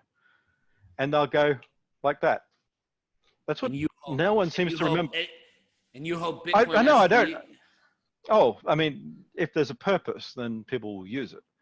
So, and we've got things and purposes already happening. Use matters, and a path to profitability matters. Not, I promise to do X. I mean, I don't really give a shit because I'm not out there pumping things and raising money. Don't like it, too bad. We aren't selling shares in nChain. We're not public at the moment. We're not raising money. Don't like it, stiff. I don't feel like sharing with you. Have a nice day. That simple. I mean, we're doing well. In a day or two, we'll hit the number 1,000 on the patent thing. Like it or not, whether we succeed because I can ensure people in some industry will use what we're doing just because the value of patents we're talking about with quite a number of industries. So can I ask you something? And maybe it might be a personal question. So if you don't want to answer, Phil, yeah. if you don't, you can let me know. Like in this time I've been talking with you, I kind of identify a trend, and I would say I feel like you're led by morals in a pretty strong way. Is that safe to say? Well, as I said, I used to be a pastor, so. Well, and that's kind of what I was going to ask. Like, but my grandparents met at a Bible college, right? Like, yeah, I can't necessarily say that that's a good thing these days. I mean, especially with some of the American sort of televangelist type ones, but I don't like to put them into the same reality. Yeah, I'm not sure those are good guys. They're private jets. No, I mean, yeah, yeah, you don't earn money and be a pastor. They're not the same thing. If you're doing this thing where you've got this big crystal freaking church, then you've got an agenda. So I guess that was my question. I know it's personal, but you feel like that's kind of a driving force, or maybe why you have a different perspective? Like, I wonder how many pastors are in blockchain. I feel like it's like pretty low, like, to be honest. Well, go ahead. I mean, I actually, the thing I'm fighting to have is a system that will be limited by law, will be within sort of requirements so that you have this immutable evidence trail. That's what I see Bitcoin as. So imagine you're one of these scammers, want to raise money. There's a permanent evidence trail now showing where the money went, and it can be followed. Imagine that you're stealing money from someone, it can be followed. That's what I want to see. I want to see a system that records these things so that, imagine now, I mean, I got an old thing with saying, imagine if someone stole your gold and it turned to lead, and only when you got it back did it go to gold. Imagine that. Imagine someone kidnaps your daughter and you pay them, and then you get the money back and trace the bad guys. That's what I want to see happen with Bitcoin. Not we can buy baggies. We can make sure that these scumbags who are involved with people smuggling get tracked and go to jail. These people who are involved with share pumps get tracked and go to jail. These people who promise all these companies and raise money on false pretenses go to jail. And that's what I want from Bitcoin. Got it. So I think we understand one side of it, or you know, we could probably talk forever, but we touched base on the ICOs. Let's talk about the other half of the equation. So, well, all these ICOs are attracted billions of dollars. They now needed some way to multiply it or move it around. They attracted nominal billions of dollars in whatever. They can't really get that amount of money. That's part of the problem. So right now they've got to get more people coming in, more money, and it is a Ponzi. So they need to build other coins, like do the Justin Sun Tron bit and promise that it's centralized internet, whatever the fuck that means. And basically go, give me money so that I can take my Ethereum tokens and flog them off to you and get cash. And it's now the exit stage for a lot of these people. It's the Binance people going, we have a distributed exchange. Let's think about that for a minute. What the hell is a DEX?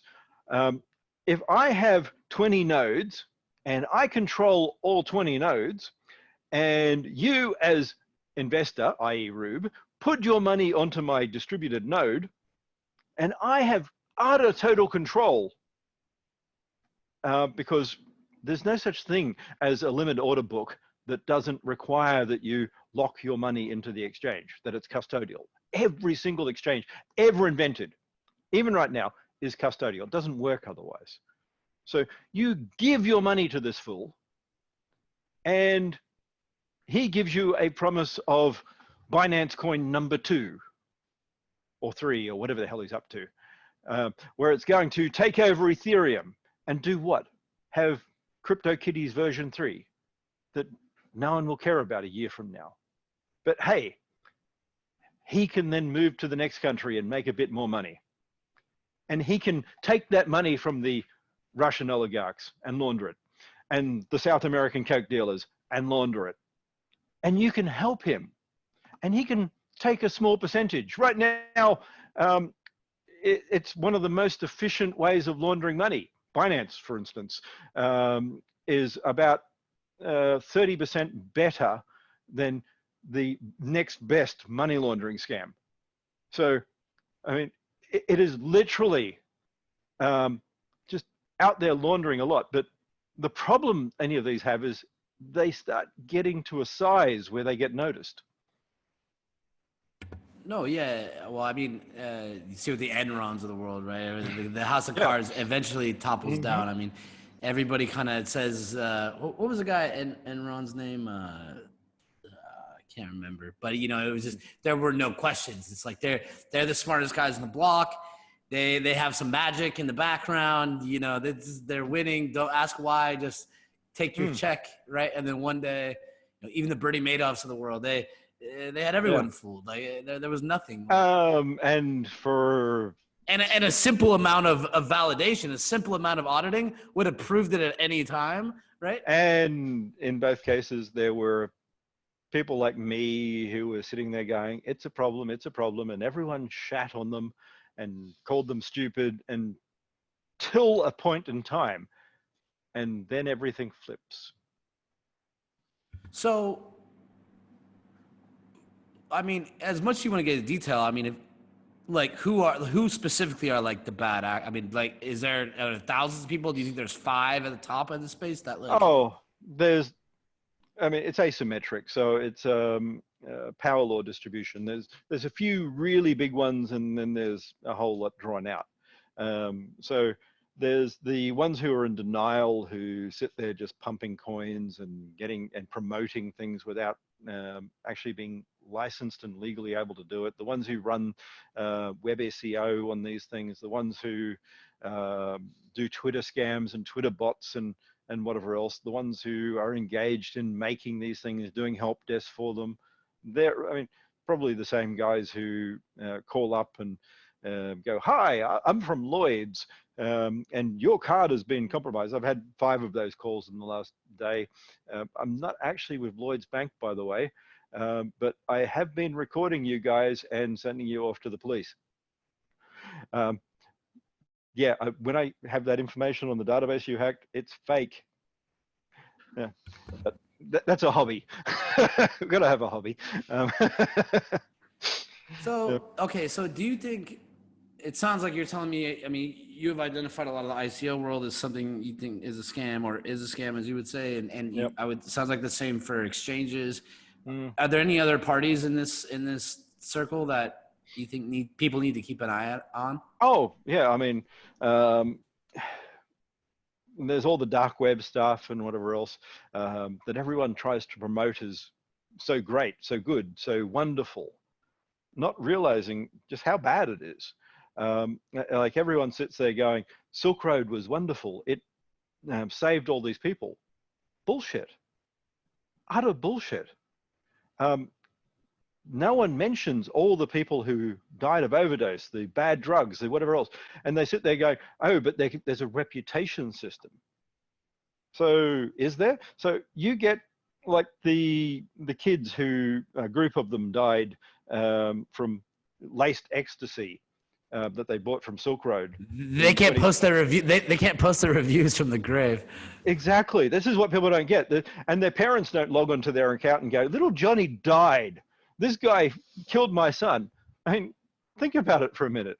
You can't have an anonymous sort of drug dealer reputation system of that, where anonymous people can post going, I bought from this guy and it's really good. What, sock puppet number 1 voted up sock puppet number 2, and you think that's a reputation system? Identification is required, and that means real people. You can't have, I mean, this is the whole point in Bitcoin. It's not IP address. It's not an account. Is it safe to say you've never done drugs? I have done Panadol before. I've had, when I had my leg broken and my foot facing backwards, against my express wishes, the bloody nurse injected me with morphine. Which that means you've never, if they've only been in like critical accidents in the hospital. I wouldn't put that in the category, but I respect that. I also found out, I mean, I've actually got a thyroid problem, and I've no idea about some of the other ones. I use alcohol and I drink a lot of coffee, but that's not really the same. When I did get the morphine thing, I discovered that I've actually got a problem because of hypothyroidism with morphine, and it causes me a lot of problems anyway. So I got, after they injected me with that, I actually got really sick. So sorry to hear that. So even if I wanted to, opiates in me don't work well. I don't even do codeine. So I'm lucky that way. So I kind of came into this conversation, you know, and I think, hopefully this isn't offensive. I would say maybe people might perceive you in many ways, maybe controversial or whatever, right? And I did not have any opinion of you coming in, to be honest. I had seen you talk enough, and I know enough smart people that told me that you were smart, right? Or I was like, okay, like I've never really found really smart people that I can't rationalize with, right? Like usually smart people have at least some preservation to like not like do continuously stupid things, right? So in saying that, and it's, I'm kind of expanded, like maybe no one's really hit or asked you, like, you know, I didn't know you were a preacher, right? And I think I'm really starting to kind of label this as, I see that you feel like you have like a real moral stance on how you approach things. What do you think is the general public's perception of you, and are there misconceptions? General public, I think most of them have no idea who I am. Or sorry. See, this is because I'm in the blockchain bubble. So I'm saying general public because I think that what I'm experiencing is reality for everyone, but it's not. But in the people, 1% of the population. Yeah. So in that small bubble, what do you think? And maybe a decent amount of them are watching now, but what would you tell people? Like, what do you think the perception of you is, and do you agree with it? Do you disagree with it? What do they not know about you? No, it's all over there, all over the place. I mean, right at the moment, I'm attacked because lots of people don't like what I'm trying to do. I mean, if you consider if what I'm doing, people start to understand in government what Bitcoin is, and they start to understand tracing, following, and the ability to actually trace dark websites and trace money, laundered money, then imagine what that's going to mean. There's Binance puts through a few $1 billion worth of money every year. Right now, there are 3 big known and still on the run Chinese drug dealers involved in the heroin trade, really shitty trade. And they, between them, have about 4.5 billion worth of Bitcoin. Now imagine what's going to happen if they're grabbed, and the government figures out that they can actually do a freezing order, and they can actually make miners do things, and all this goes away. So once one of these things happen, it's going to just flip the entire narrative. Imagine now that you're a Russian oligarch and you realize that all that money you've been leaking out can be grabbed and traced. Imagine that you're this drug dealer who's been hiding in any cryptocurrency or Bitcoin or whatever else. Now you start realizing that they can take your money. None of this, I've got keys, whatever else. I mean, when I released the alert key in sort of the second half of 2010, it enabled nodes to freeze Bitcoin. And there's no voting as a whatever you call it, non-mining node. Don't care. You can do what you want as a non-mining node, as a not node.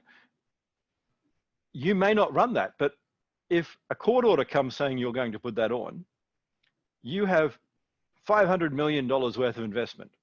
You got two choices. You add that software, and there's precedence for this. Microsoft have had to add software following the Justice Department's sort of various cases against them. Google have had to change software in many cases. Sorry, if you're running an operation, you can be forced to put patches on.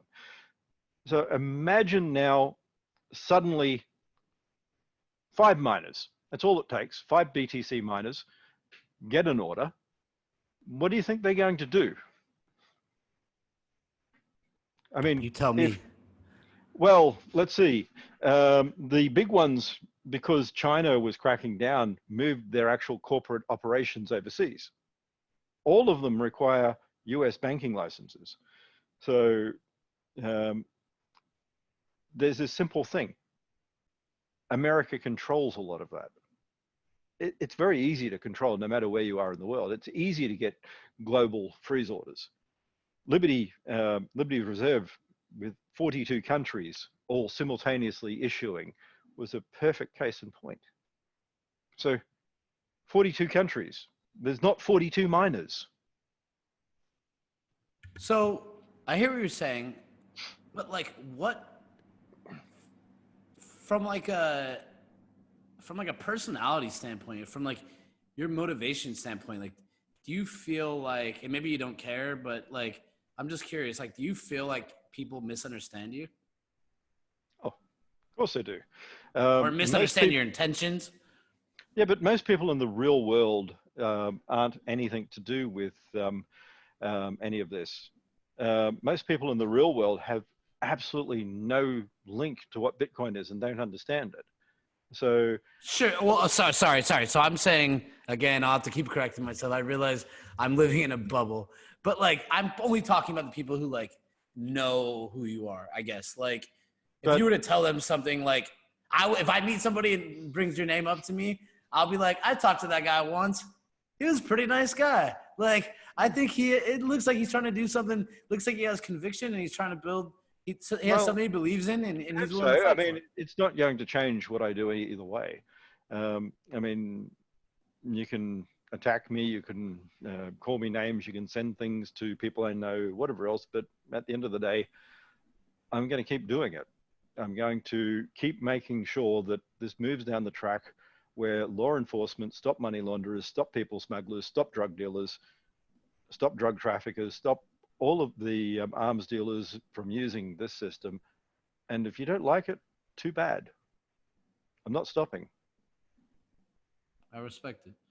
So I think maybe let's pivot a little bit. I want to get a little bit of your insight for some of the students watching. And then I have a few specific questions for you around, kind of what you guys are doing with Bitcoin SV, how you're approaching it, data center, stuff like that. But for the 5,000, maybe more students only watching this, how would you tell them, 19, 20, 21-year-old, computer science, data science, et cetera, like they're looking at this bushy-eyed, right? And they see maybe they're being lured by thoughts of money. Maybe they're being lured by, Lambos and whatever, right? Maybe they have philosophical things that they're trying to execute on. If you were to give a 19-year-old advice approaching this market right now, or how they think about it, how would you tell them to think about it? Find a path to long-term profitability. If you're not creating something that will be self-supporting without having to con people into giving you money continuously, then you're a scam artist. I don't care whether you're doing apps for Silicon Valley. That whole culture is toxic. Forget them. The last place you want to ever deal with is Silicon Valley. Basically, you have a bunch of scumbags, whether it's Facebook, Twitter, or whatever else, shitting on the world, selling your personal information, selling your lives, so that people can track you, trace you, know everything about you, so that an advertiser can spend lots of money to get a freaking 1% differential over another advertiser. Avoid it. If you want a toxic, horrible future that your grandchildren will hate you for, work in that environment. I can't say that I completely disagree with you. And I will try to zoom out just a little bit. And for sentimental reasons, I live there. I have a lot of good friends there. I think I know pretty decent people there. So I can't. I'm not saying there aren't decent people. I mean, a lot of people working for Twitter and Facebook just have a job and want to do their job and whatever else. That's not what I'm talking about. But it's the culture that is sort of like the big tech, steal your data, turn you into a product, manipulate your life. Like exactly. Yeah. Yep.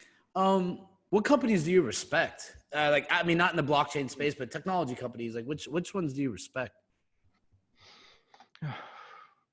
I respect people who build and research a lot. So, I mean, Intel, I have a lot of respect for them. I mean, they have a lot of fights with other industries and things like this, but a very good company. Samsung, different divisions and all the rest, but parts of Samsung are incredibly efficient and innovative. I respect companies like Dyson over here in Britain, making funny looking vacuum cleaners that work better than everyone else and other equipment and things.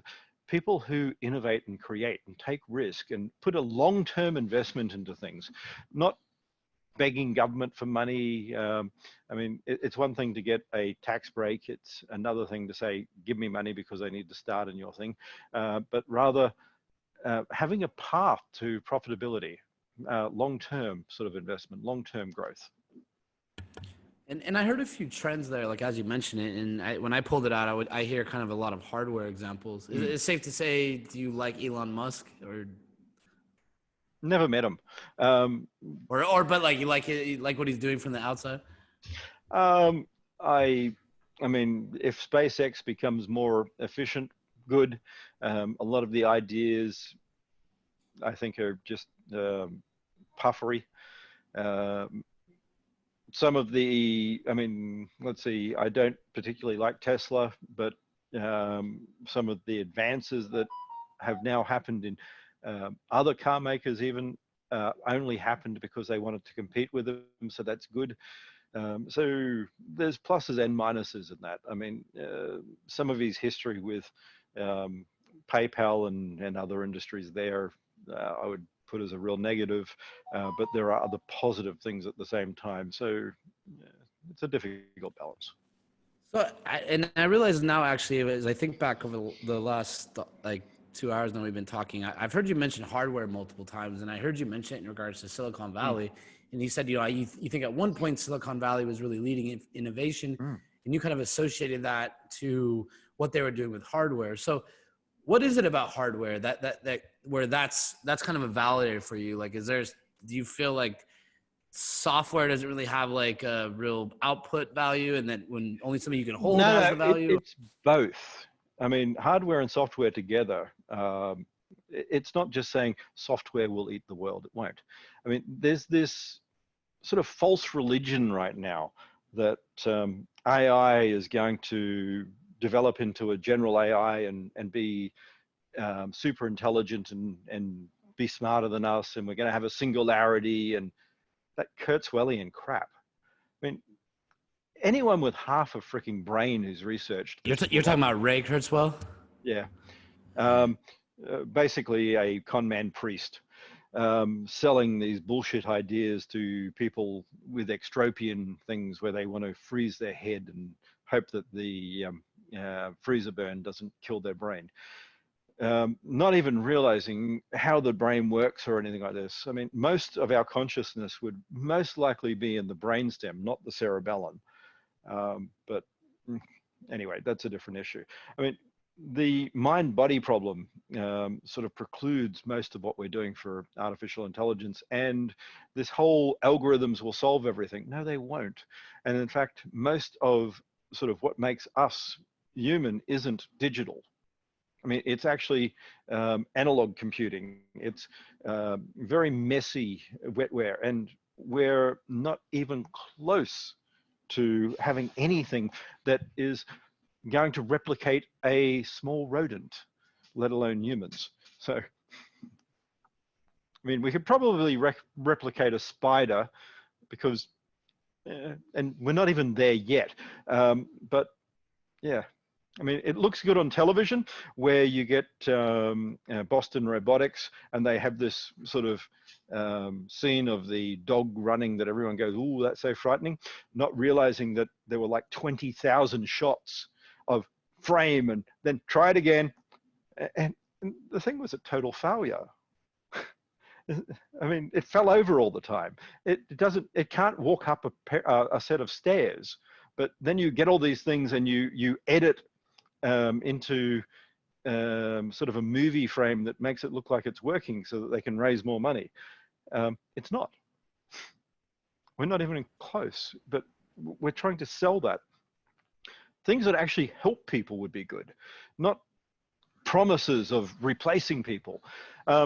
Keynes had this stupid idea that automation is going to ruin the world, that once the average person has all this leisure time and no longer needs to work 60 to 80 hours a week just as a standard job, what will happen to society? It'll all fall apart. This is back in the 30s. And well, when we're having the same argument again. When the computers replace us, well, stop fighting and learn new jobs. We have to re-educate people to expect continuous learning, to keep doing things, to not be ashamed to be a plumber, to not be ashamed to be a service worker, to not be ashamed to be a chef. You can be a great chef, making magnificent food. And it doesn't even need to be in a cordon bleu restaurant. You can do something simple like sort of Cuban pulled pork with a bit of lime and things like this, and it can be magnificent. Don't think because some wanky guy on TV sells you otherwise that's not good. Now we know what Craig's go-to restaurant is. But no, I always try to tell my grandfather, because he was a plumber his entire life, right? He was in Alaska building the oil pipelines and lived in Vegas doing jobs all over. And every time, I was always given a computer since I was a kid, and he would look at me use a computer and say, I don't get it. I don't get it. You guys are so much smarter. And I'd look back at him and say, no, if my plumbing breaks, I'm a complete idiot, right?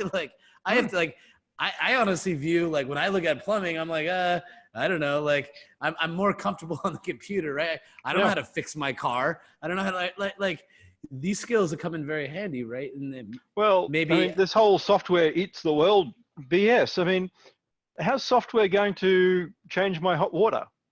I mean, I'm sorry, I've got a thermostat, yay, but that doesn't actually mean my hot water works. Or what about the air conditioning or anything like this? It's physical. I don't care what people say. I'm not living in a bubble. There won't be Ready Player One in my lifetime. There won't be Ready Player One in our grandchildren's lifetime. We're not close. We're not anywhere near that. I mean, there's the promise to raise money. And everyone goes, well, you can't say that. Well, Mark Andreessen says you can't say that because he raises money on software, on folk promises, on this, we're going to replace the world with software. We're not. We're not living in a simulation that we're all moving to. we're physical wetware beings. Like it or not, we're still going to go to the beach. And I think the VCs end up subsidizing a lot of this just to even keep it going, right? Like you I get all these agree. credits and cheap rides from Lyft. I Mm. always joke with my friends. I say every time you get a cheap Lyft ride or a credit, like thank the VC behind it. Like he's paying for your Uber in a short period of time. Only until he can get some other person to be conned into taking it over for him. Yeah, until SoftBank comes in. So you mentioned like work, right? And I think kind of work ethic and how, you know, people being used to or being scared of like a full week's work, 60 hours a week or whatever. What does your day look like? Like, what do you, I'm assuming you work every day. I mean, you're not retired, you're working every day or what? I'll retire when I'm dead. Well, work, study, a little bit of time with the family, work, study, a little bit of time with the family, fairly much. What was it? The Greek or whatever else, eudaimonia or something like that. The ancient Greeks used to have this concept of unemployment, that leisure, the same thing, which wasn't what we say watching, I don't know, Love Island or whatever the hell silly thing is there now. It was learning. You could have time not working where you could study. And that's how I see things. I mean, when you're not working, which work as much as you can, find something you love, even if it's not the best thing you can do, the best paying job, find something you love and do that. And then when you have downtime, read a book, study, do a course, go back to uni, get some real education. What does your work look like though? I mean, do you write code on still for Bitcoin SV or like? No, no longer. I remember I read something a little while ago, actually, to pick on Zuckerberg and Facebook, saying how he draws boxes and things like that now. So rather than writing code, he draws flow diagrams and entity diagrams and things like this. And that's sort of the same as me. So I come and draw things and say I want this, or I put a bit of mathematics down, or I describe something and I tell people what I want. And so now I don't really code much anymore. And do you consider yourself like an engineer in that regard? I mean, you work tightly with the like coding teams and you try to influence those decisions or stay involved in those conversations? To an extent, yes, but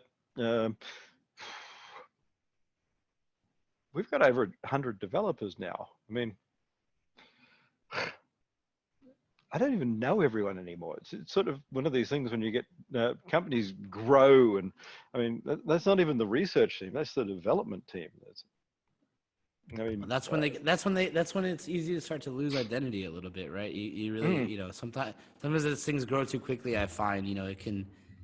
And maybe you've seen it a few times before, right? Where you were part of an initiative and it outgrew it. Well, we're trying to make, I mean, we're getting structure and everything in place and trying to make sure that we build culture and things. It's not easy, but got people I trust and things. So. And so which project would you say takes, I mean, from a work perspective, like where do you spend do you have multiple projects, one project?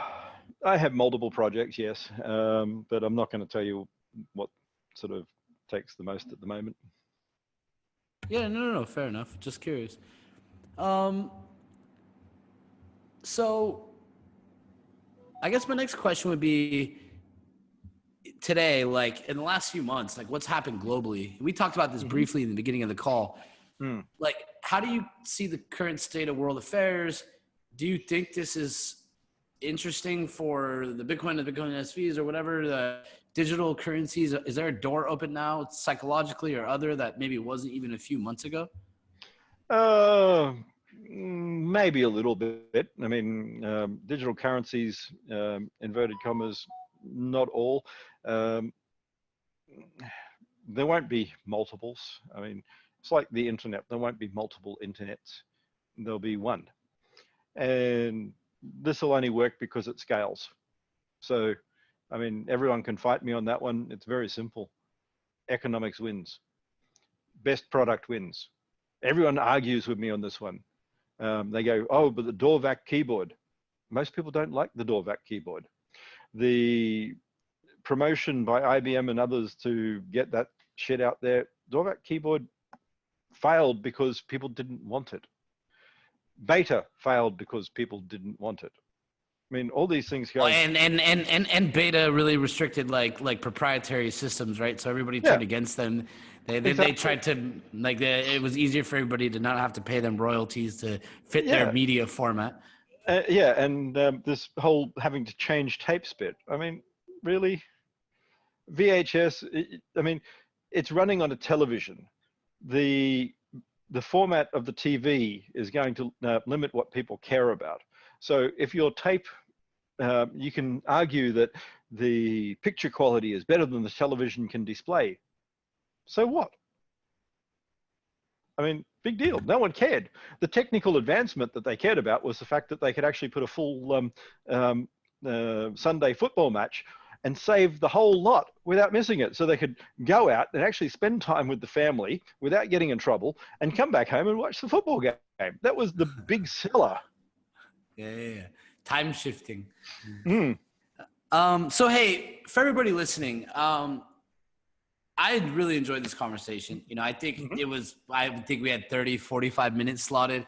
I canceled one interview on this. For if that person is watching, I apologize. I told you I owed you one.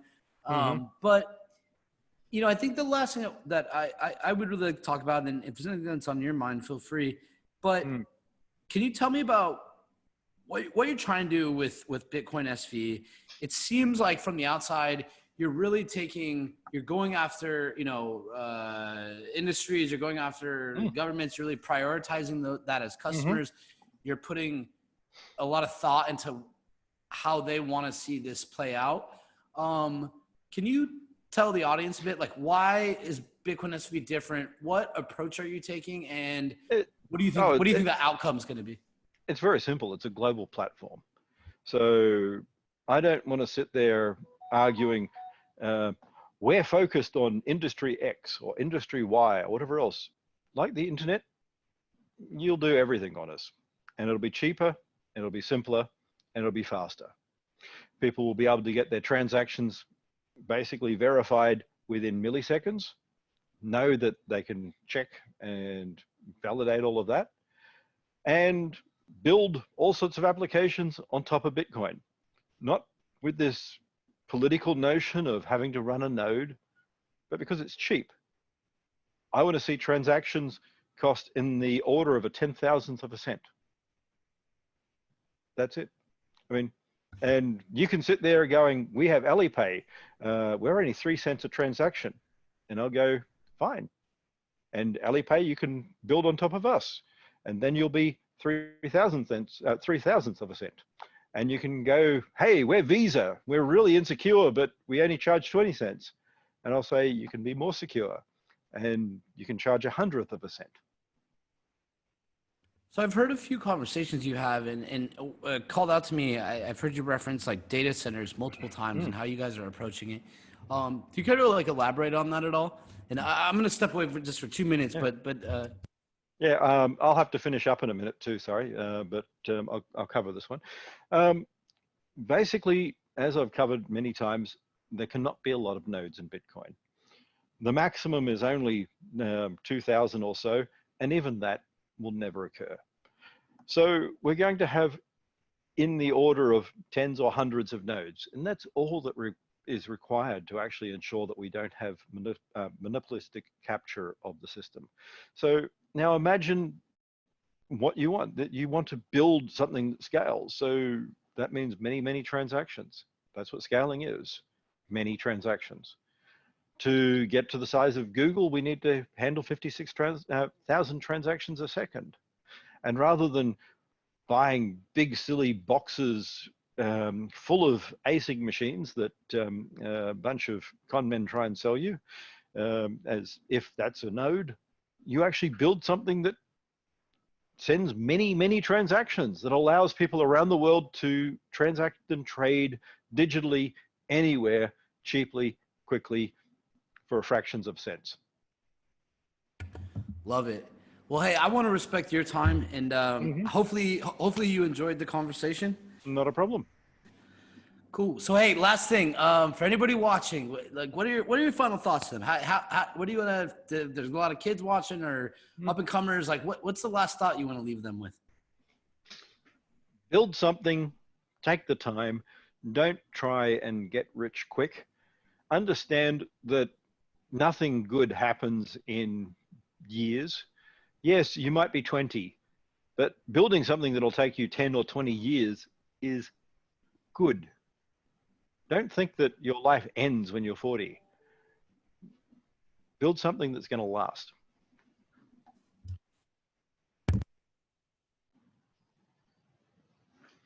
I can't hear you at all. I don't know if you've knocked your microphone. I hit the wrong button, but I was gonna say for anyone listening, obviously you got to do your own homework, right? There's many opinions in the world. I can say from my perspective, I really enjoyed this conversation. I think from what I heard, from what I can see, I believe Craig is pretty straightforward. I think he just hit on a lot of really intelligent points. A lot of them didn't really, weren't necessarily about technology, right? They were about how we're going to approach things morally, right? Like, what ethos are we going to build for whatever future we want, right? And if we're not careful, and if we kind of fall for false prophets each time, which I have seen quite a bit in this space, we can lose that, right? So don't approach something for money, right? Like, approach it from a stance of morals, right? And have a purpose. So Craig, again, I know we went way over time. I really appreciated it, and I appreciate your time. And I'm sure hopefully everybody else did as well. And we're going to do many more interviews. But Craig, thank you very much for your time. No problem. To everyone watching, we'll have another interview coming up shortly. And thank you for tuning in. And we will see you guys here over the next 72 hours, I think. Thank you very much, Craig. Catch you later. Hey, wait.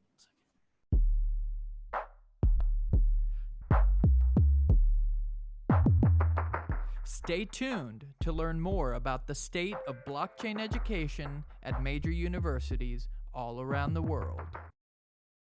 Reimagine 2020.